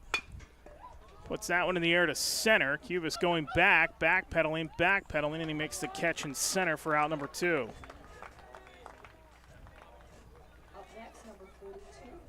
That's going to bring up Grayson Hooks, and we've talked about him a lot here today. 2 outs now, different situation if you're Kennedy here. You got first base open. You hate pitching to this guy, but you got 2 outs. So see what they opt to do here with Hooks. Malley would be up next. That is outside for ball 1. Yeah, Hooks 1 for 3 in the day, but he's got good power. That is on the outside corner for strike 1. 1-1 the count now to Hooks.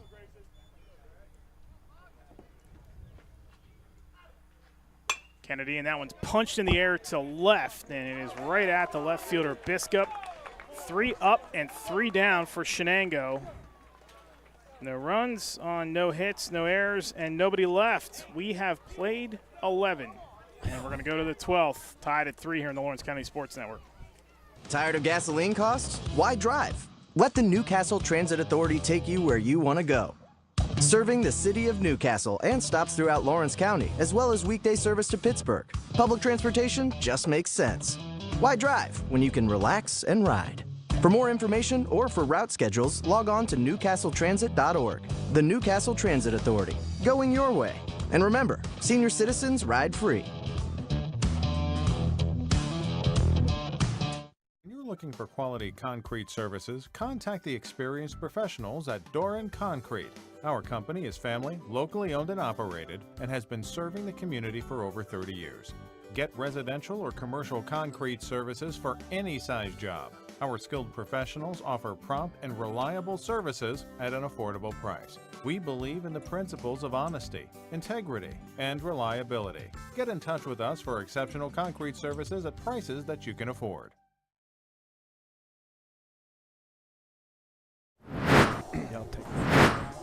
To the 12th we go here, tied at 3, and it'll be Campoli back on the mound for Shenango. He is up already, believe it or not, to 61 pitches here in 4 innings. So he is getting his work in as well. And should Shenango need the game tomorrow,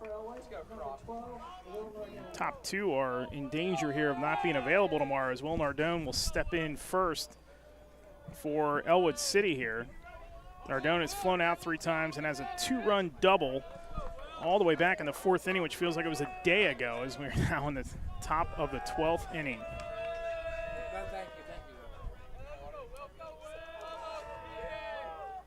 Nardone gets set. Campoli delivers. That is hit in the air, headed towards foul territory, and that is going to get out of play in shallow right. 0-1 now to Nardone. Nardone, Landis, and Roth. If anybody reaches Cubas, and then back to the top of the order for Ellwood City. Nardone gave his team the lead all the way back in the 4th inning. Outside, but it hits the corner. What a pitch by Campoli. Seemed like about 2 hours ago when he had that. It really did. As Nardone looks, puts that one in the air towards right. And on to make the play in right is Hauk, and there's one away. Up next, number 13, Sam Landis. Sam Landis will step in now for Ellwood City. Grounded out. He is 0 for 4 today. Grounded out twice, struck out, and has flown out. And after Landis, it'll be Joe Roth to face Campoli here with 1 gone. Outside corner misses for ball 1.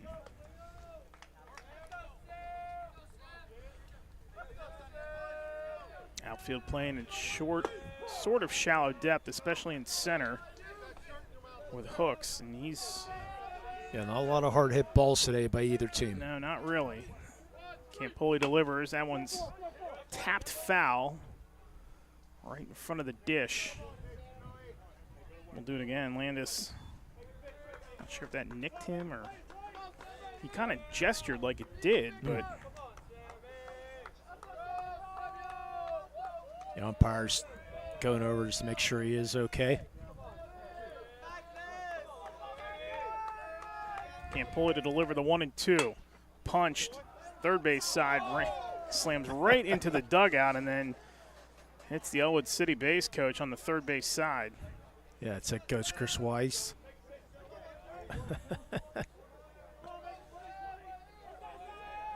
So we'll do it again here.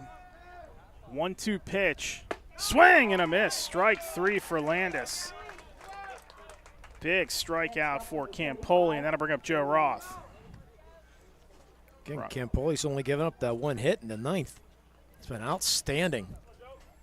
Roth has grounded out in his 2 plate appearances this afternoon into the early evening here. He was the one again that they DH for early in the game. He is going to give that one a ride to second, and right there to make the play is Ross, and the inning's over. No runs, no hits. Popular theme here today. No errors and nobody left. Going to go to the bottom of the 12th. Home half of the 12th. Shenango another chance to win it here on the Lawrence County Sports Network. I love what I do because coming in every day is different. How can you not enjoy these kids coming up and hugging you and giving you these great smiles all throughout the day? Seeing the progress that our kids make every single day is one of the reasons I love coming to school. What should we do? We have fun. LCAP Early Learning Centers is hiring. Help empower young minds in Lawrence County and become a superhero today. Apply at lcap.org. Works in Progress Painting wishes a successful and satisfying season to all the Lawrence County sports teams and athletes. Work hard and bring honor to your team, school, and family in how you play. Joe Wright and his family have been providing painting, window cleaning, and other property services for business and homeowners in the Lawrence County area for over 10 years. Their goal on every project is to provide a meaningful service that honors their customer, God, and their family, and to have fun while doing it. Works in Progress is now booking interior painting projects for both residential and commercial projects. Call Joe today at 724-714-4294 to discuss your next project. I think the key to any attorney-client relationship is trust. My father told me a long time ago, the definition of personal integrity is really simple. Do what you say you're going to do. At LGKG, we've been doing that for over. No, this is not a doubleheader. We're in the 12th inning now as Malley will step in for Shenango. I'll say one thing, that a home run is not going to win this ball game. Not the way this is going right now. Kennedy is back out to work for Ellwood City. It'll be Malley, Campoli, and Anorak here to do it for Shenango in the home half of the 12th. Malley's had a couple of good cuts here today, but has found life hard against this pitching staff. He did single and was hit by a pitch, also fielder's choice, walked and grounded into a 6-4-3 double play back in the 7th. 7th inning feels like it was in 1974 at this point. 0-2 pitch now from Kennedy, who himself has pitched well, and that one is tipped foul, and Malley will stay alive.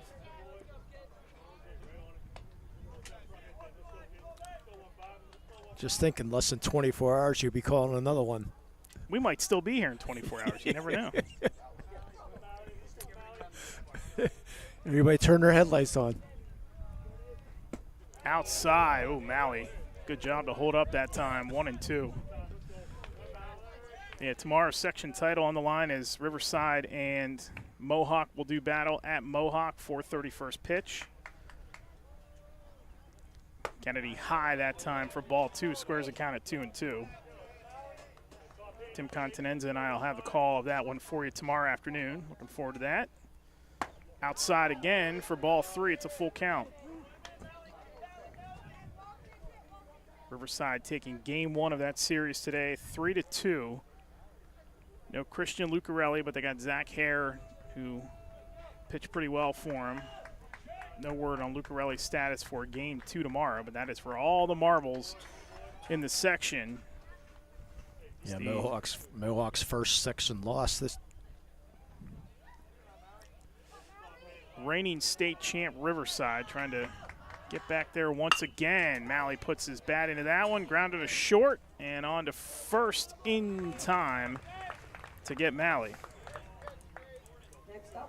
Joe Campoli steps in now. Campoli's walked and singled his last 2 times up. And if anybody can end it with a home run, we saw Campoli hit one about 400 feet earlier, but way foul. Yeah, he absolutely crushed that foul ball. Also reached on a fielder's choice. That one's squeezing in there for ball 1.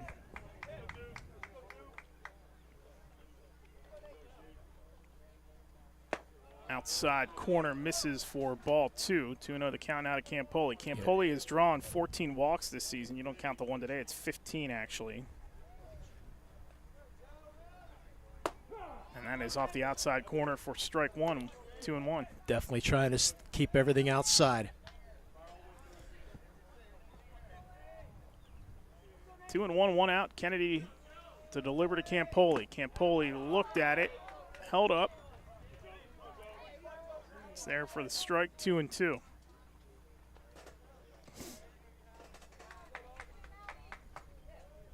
So these two pitchers have absolutely handcuffed these offenses here in the later stages and the extra innings of this game. Campoli looked at it for ball 4, and he is aboard. Up next, number 28, Christian Anorak. That'll bring up Anorak. Struck out twice. Popped out to first. Also has a sacrifice in this game today. Campbell's going to get his courtesy runner. Ziegler back into courtesy run. That courtesy runner is brought to you by Castle Asphalt. Castle Asphalt has been in the paving and construction business for 15 years, using top-of-the-line equipment and resources to guarantee that your job is done correctly and effectively. And that one is hit down the line and left, and it's going to get foul. Courtesy runner Ricky Ziegler again, the freshman. Ross is due up next for Shenango. If anybody else gets on, Hauk would have a crack at it here in the 12th. Anorak trying to win this thing. High for ball one. 1-1 the count.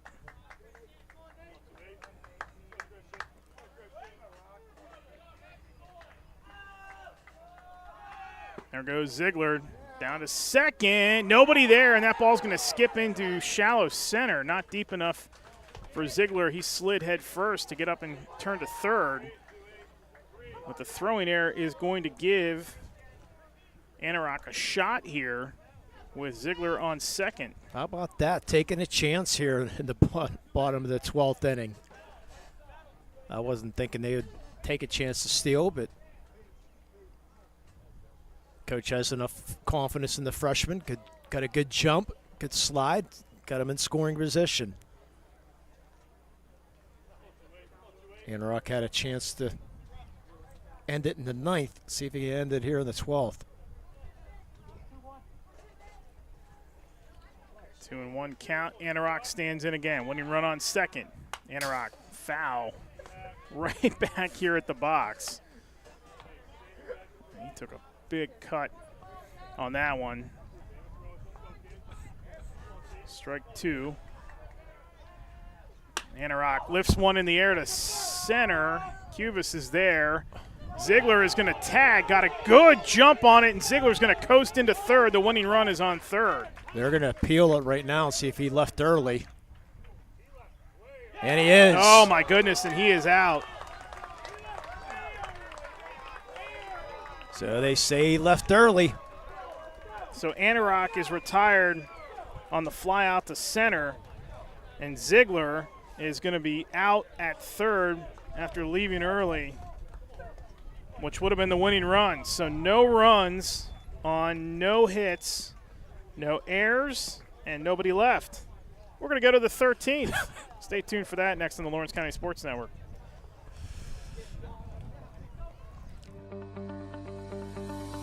No two companies create the same way. Toshiba empowers the art of business by uniquely enabling businesses to work with tools designed specifically for them. In a constantly evolving world, business communication must be agile, efficient, and fast. Toshiba is the company that helps you manage it all, from paper to digital to screen and back again. Toshiba, empowering the art of business.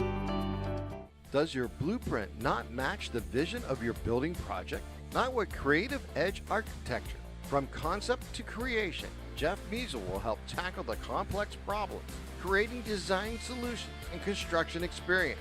Creative Edge gives you the edge design and construction meet. In workers' compensation, my clients are oftentimes not receiving their wage loss. They're not receiving their medical expenses. LGKG, they come to us so that we can put them in a position to pay their bills. If we're keeping our promises, our clients are getting the justice they deserve. Hey, we go to the 13th. Did you just say 13th? 13th inning here at Shenango High School. Cubas is going to lead things off for Ellwood City. Then it's back to the top of the order in Biscup and Lutz if anybody reaches Keller. And Campoli is going to continue to work for Shenango. He is now up to 70 pitches. Wow. So he's going to be ineligible tomorrow. Yeah, keep an eye on that because after 5 pitches. He will be ineligible to pitch tomorrow, but you need him now. So. Well, actually, it's next game, so he's ineligible anyways after 25. But he'll be ineligible for 3 days. So Cubas will stand in here to lead things off. He is 0 for 4 here this afternoon. Came into this game hitting just .067.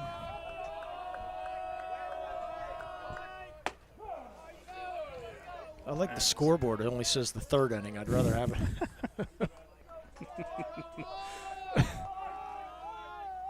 That one's ripped foul, third base side and out of play. And hopefully everybody down the line there is okay. Yeah, almost close to our cameraman out there. Mr. Dawson's going to throw it back in. The ex-center fielder for the Shannock throwing it back in. Cubas on 1-2 now. Leadoff man here in the inning. That is low for ball 2, 2-2.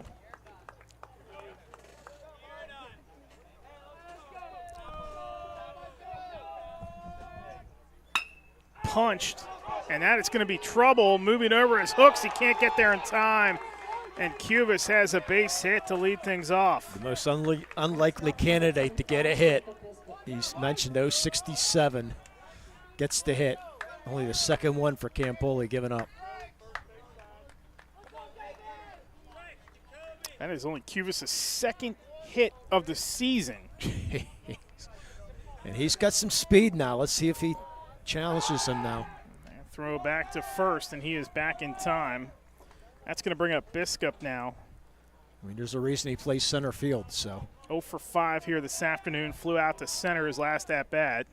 Shows bunt, brings it back, and that is across for ball 1. Yeah, Cubas is that defensive guy.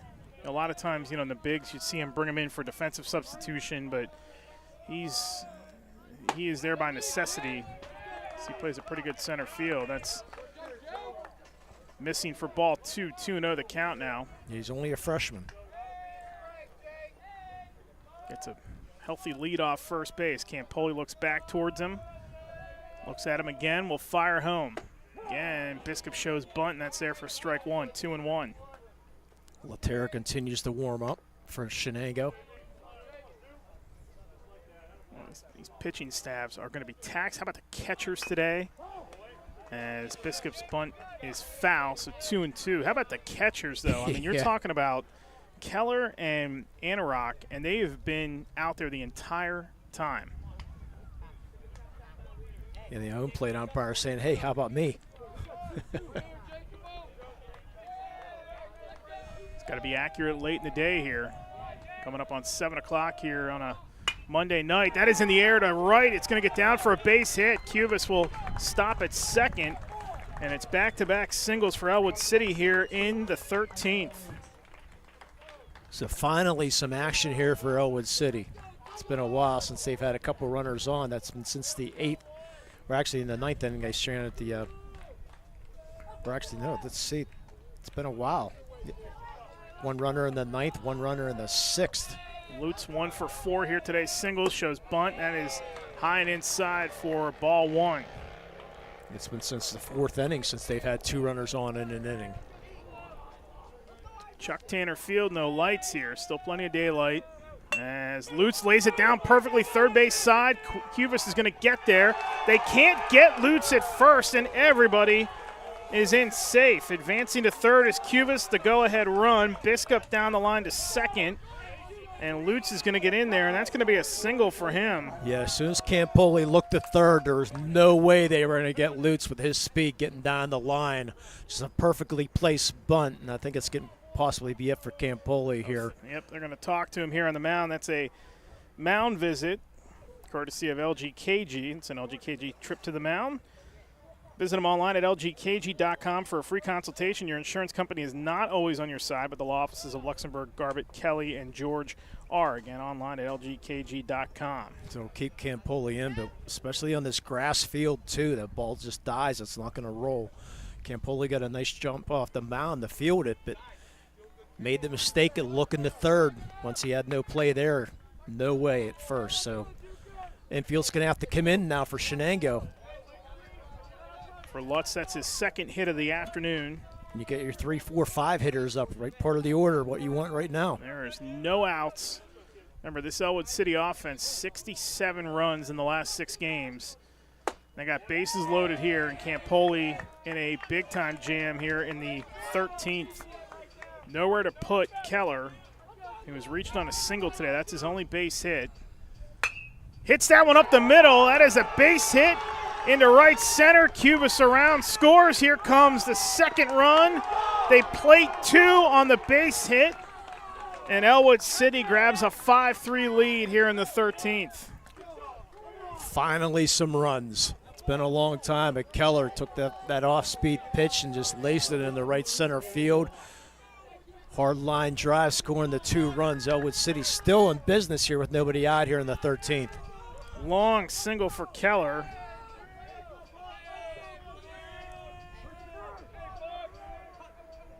Anarock calling it out as Lake will stand in. Lake walked and scored a run, singled all the way back in the 9th inning. Chance here to add some insurance with another run on third. Runners on the corners here with no outs. Shenango again having to win this thing to get a playoff berth. Ellwood City having to win it to keep their chances alive. They'd have to come back tomorrow and win. Outside.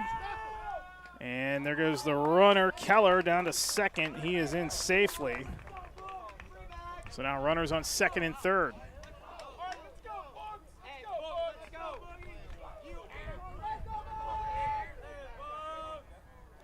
Two-run single by Keller. Outside, but it hits the corner for strike 2, 1-2. Yeah, infield's still in here. Can't allow this run, any more runs to come in. Play's got to be at the plate, you'd think. Ellwood City's going to try to stretch that across. You would think as well. Anything. Lutz at third. Keller at second. Aaron Lake at the dish. Joe Campoli on the mound. 5-3 Ellwood City.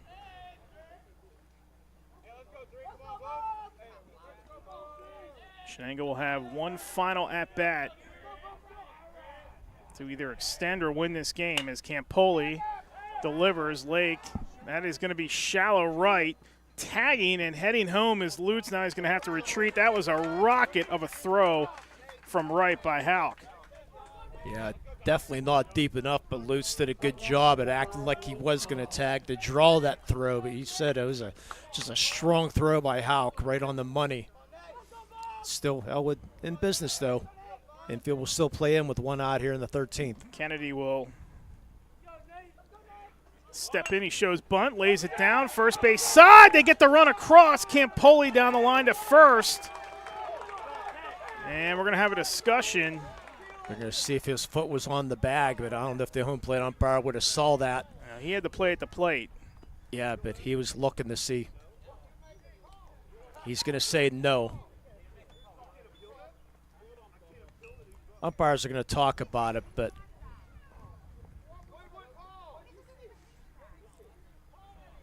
so they're going to call the out call, but as the suicide squee worked to perfection, though. Perfectly placed first base side. No chance to get that runner at home, so another run comes aboard here for Ellwood City. Increase that lead to 6-3. Keller advances to third base, 6-3. 3 spot here and a chance to add to it. Will Nardone steps in. He has flown out the last 2 times, but he did have that big 2-run double about 4 days ago in the 4th inning. 6-3 here in the top of the 13th inning. What a game we've had here this afternoon.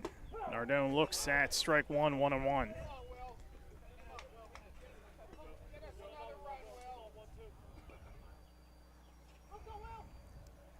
Campoli delivers. That one's foul behind home plate.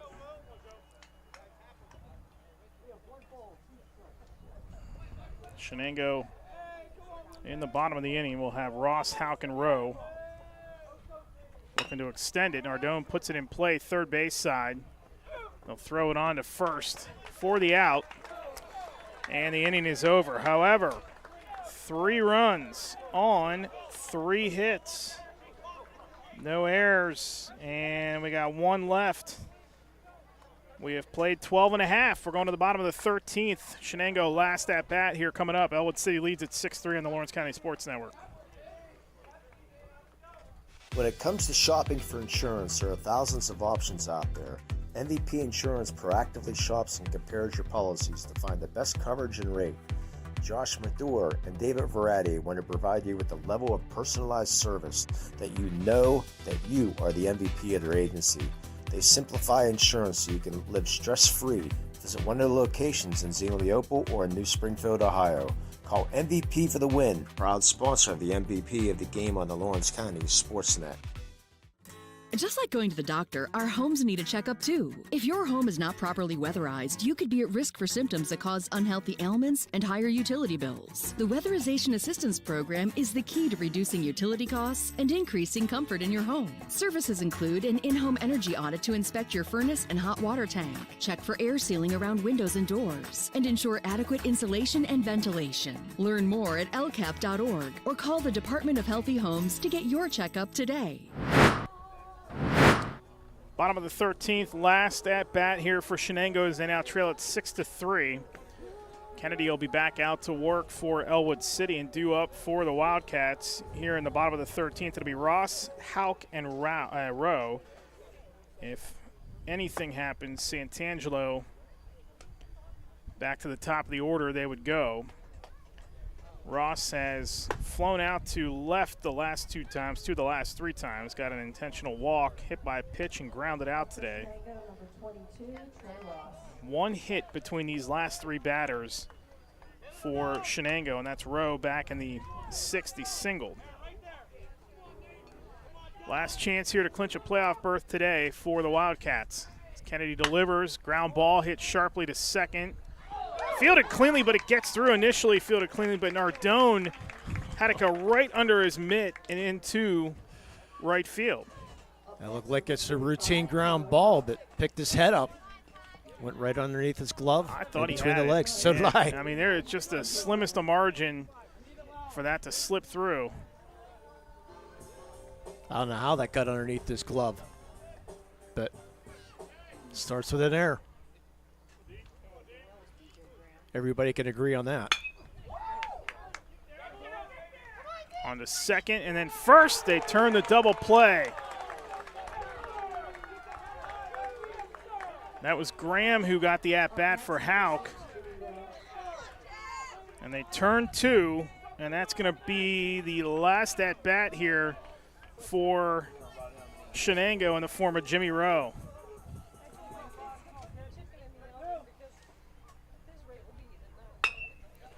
Rowe gets over the top of the shortstop Lutz, and he is aboard with a base hit. Thought Lutz was going to come up with that just over the outstretched glove.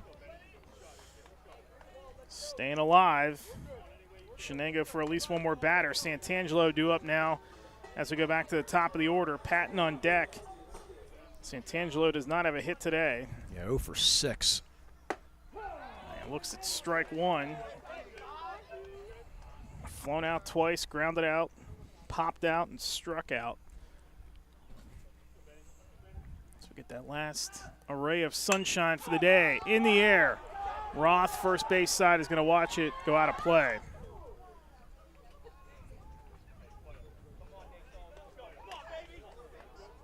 It's going to be 0-2 now to Santangelo with 2 outs. I'm sort of surprised Roth is even holding the runner on over there.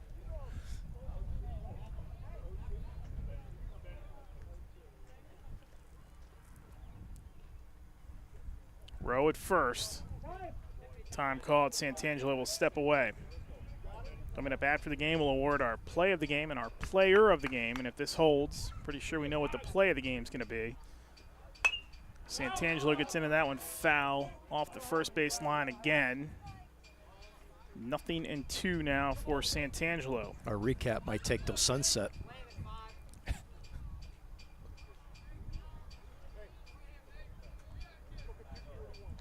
Kennedy trying to get this thing, slam the door shut, get Ellwood City to tomorrow where they can clinch a playoff berth if they win it tomorrow.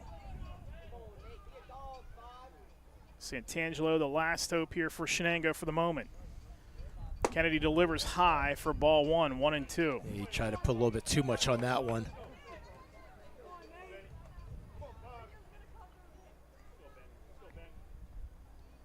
Santangelo on 1-2. Foul once again. Good contact, just not able to put it in play. Big thanks to our crew here working tonight, the extra innings. We hope you've enjoyed this one as much as we have here this afternoon, as it's gotten into the early evening part of your Monday night.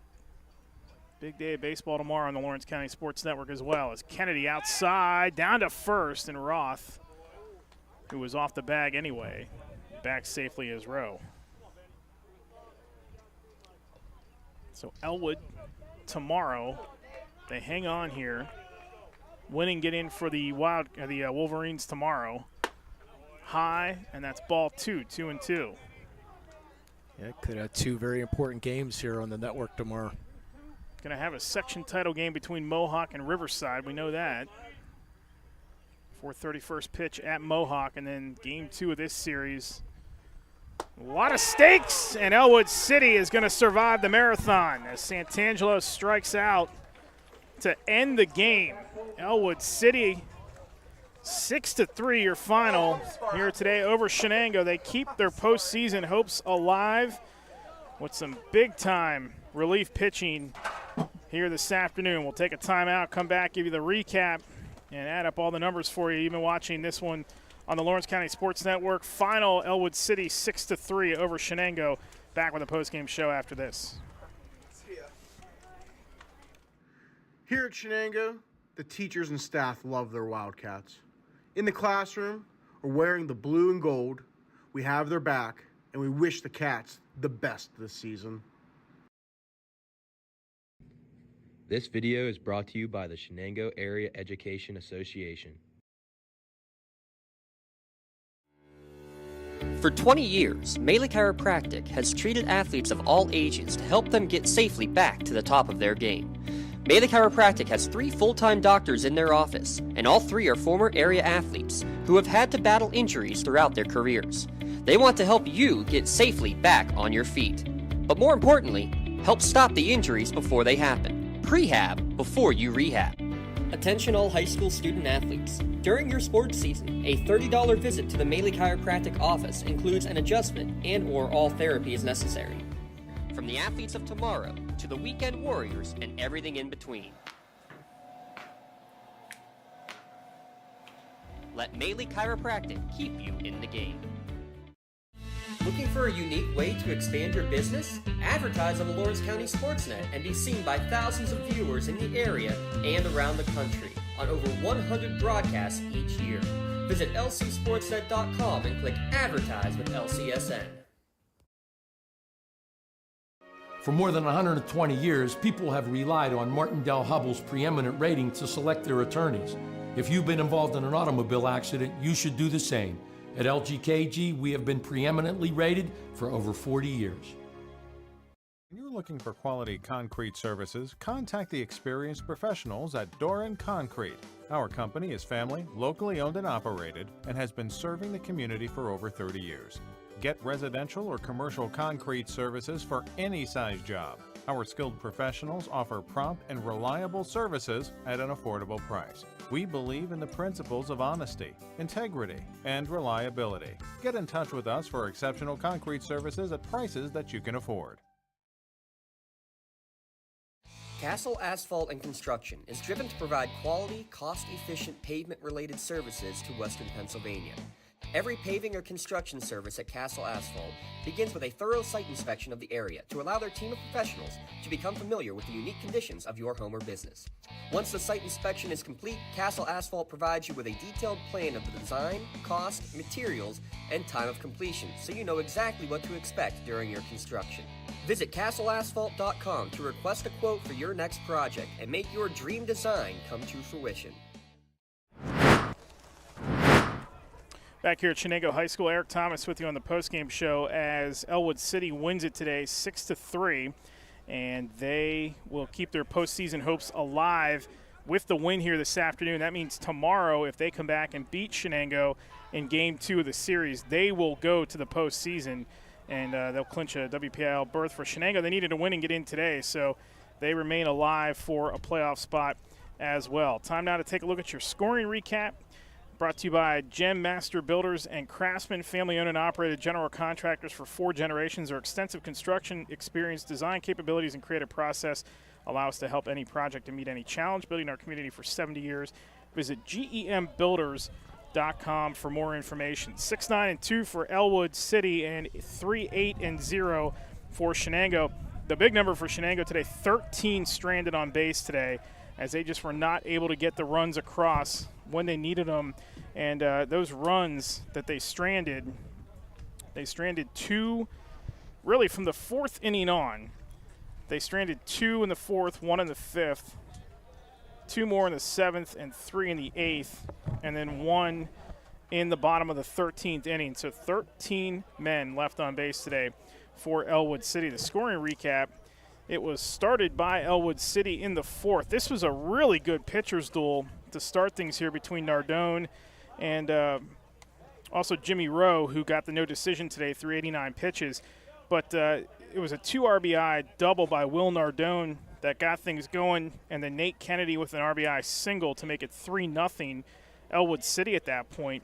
Shenango comes right back in the fourth. They get an RBI single, a sacrifice RBI by Tyler Houck to make it 3-1.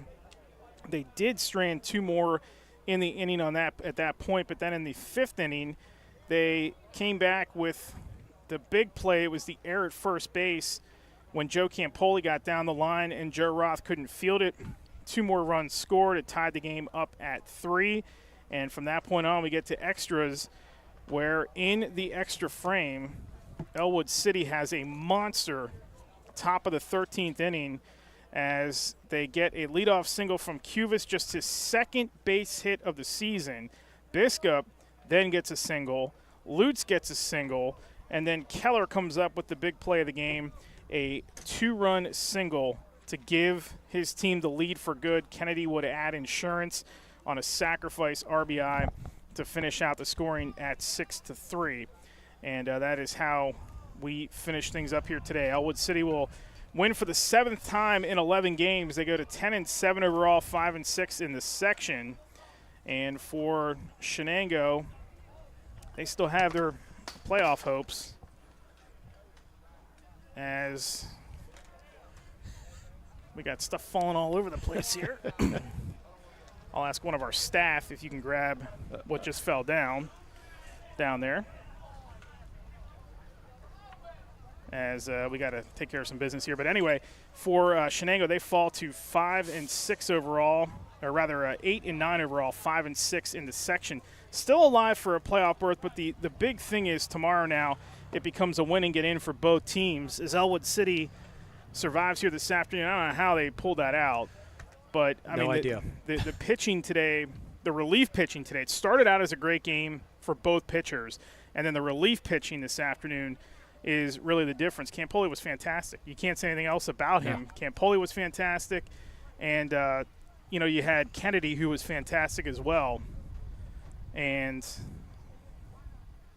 that's where we are. But Kennedy just a little bit better at that point. He was a little bit better today, and he did what he needed to do on the mound. Yeah, Campoli, I mean, he threw over 100, close to 100 pitches, and just unfortunately got hit in that 13th, and Kennedy was just spot on. So Campoli, 94 pitches today in relief. Wow. Yeah. That's almost a full game Yeah. for Campoli. So he is ineligible tomorrow. Obviously, Rowe would have been ineligible tomorrow anyway. Yeah, every because pitcher he started. Yeah, all 6 pitchers are ineligible because they threw over those 25 pitches. So we'll see tomorrow. We'll have that game on the network tomorrow for the winning you're in game 2. Yeah, winning you're in game 2 of this series at Ellwood City. That game will be on the Lawrence County Sports Network. Just log on to lcsportsnet.com. You can find out how to watch that game tomorrow afternoon. Our out-of-town scoreboard, the one that really, really matters here this afternoon, Riverside and Mohawk. Riverside won that game 3-2. So that means tomorrow at Mohawk, 4:30 first pitch. Tim Continenz and I will be on the call for that one. That is a section title game tomorrow. Mohawk could have wrapped that up. They actually rallied to tie that game here today. And then Riverside ends up winning that game late, 3-2. So tomorrow it'll be a winner-take-all for the section title between Riverside and Mohawk. TBD on Christian Lucarelli's status. Didn't pitch today. Zach Hare pitched today, so he is ineligible tomorrow for Riverside. And we'll see what both teams come back with tomorrow afternoon. Time now to hand out some hardware for this game. Our Maley Chiropractic play of the game, I think it goes without saying. Keller with the big RBI, 2-run RBI in the top of the 13th inning. to win the game, put his team up 5-3. They add the insurance run, but they get that big single, that two-run single by Keller. That is going to be our Maley Chiropractic Play of the Game. So Maley Chiropractic is proud to present the Play of the Game award to Keller of Ellwood City. Maley Chiropractic and the Lawrence County SportsNet are proud to honor him for tonight's Play of the Game. Customized T-shirt, of course, courtesy of the Red Zone in recognition of tonight's Play of the Game. Video of tonight's Play of the Game may also be featured on the Trib Live High School Sports Network standout platform on X and Instagram. To view tonight's Maley Chiropractic Play of the Game and the full list of this season's top plays, go online to lcsportsnet.com and click on Play of the Game.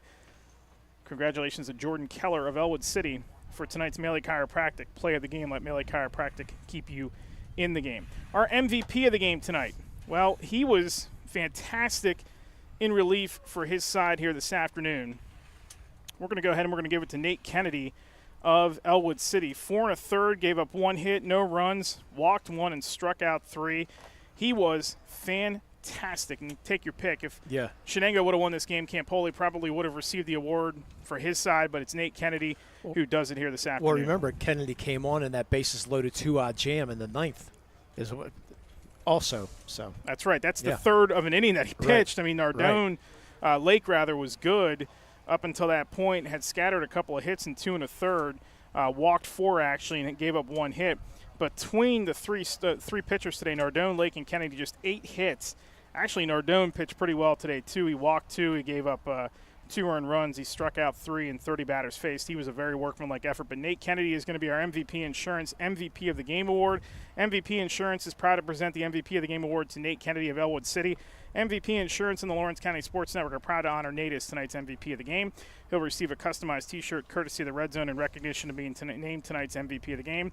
To view a full list of this year's game MVPs, go online to lcsportsnet.com, click on MVP of the game. Congratulations to Nate Kennedy for being named tonight's MVP of the game. MVP Insurance, call MVP for the win. So again, tomorrow, winner take all for the section title, Riverside Mohawk, 4:30. We'll have that for you. And then Ellwood City and Shenango, a winning it in game for both sides. Shenango could have won and got in here today, but they will have to do it tomorrow. That game also is a 4:30 first pitch down at Ellwood City tomorrow afternoon. We'll have that for you on the Lawrence County Sports Network as well. That'll do it for us here this afternoon and tonight. 13 innings, and Ellwood City survives. They win it today 6-3 over Shenango to keep their postseason hopes alive. We hope you enjoyed that marathon as much as we did. We will talk to you tomorrow afternoon from our various sites. Again, reminder, both games at 4:30 tomorrow. The one for the section title between Riverside and Mohawk. The one to secure a playoff berth to the winner between Shenango and Ellwood City. We'll talk to you then. Have a great night. Take care, and bye-bye.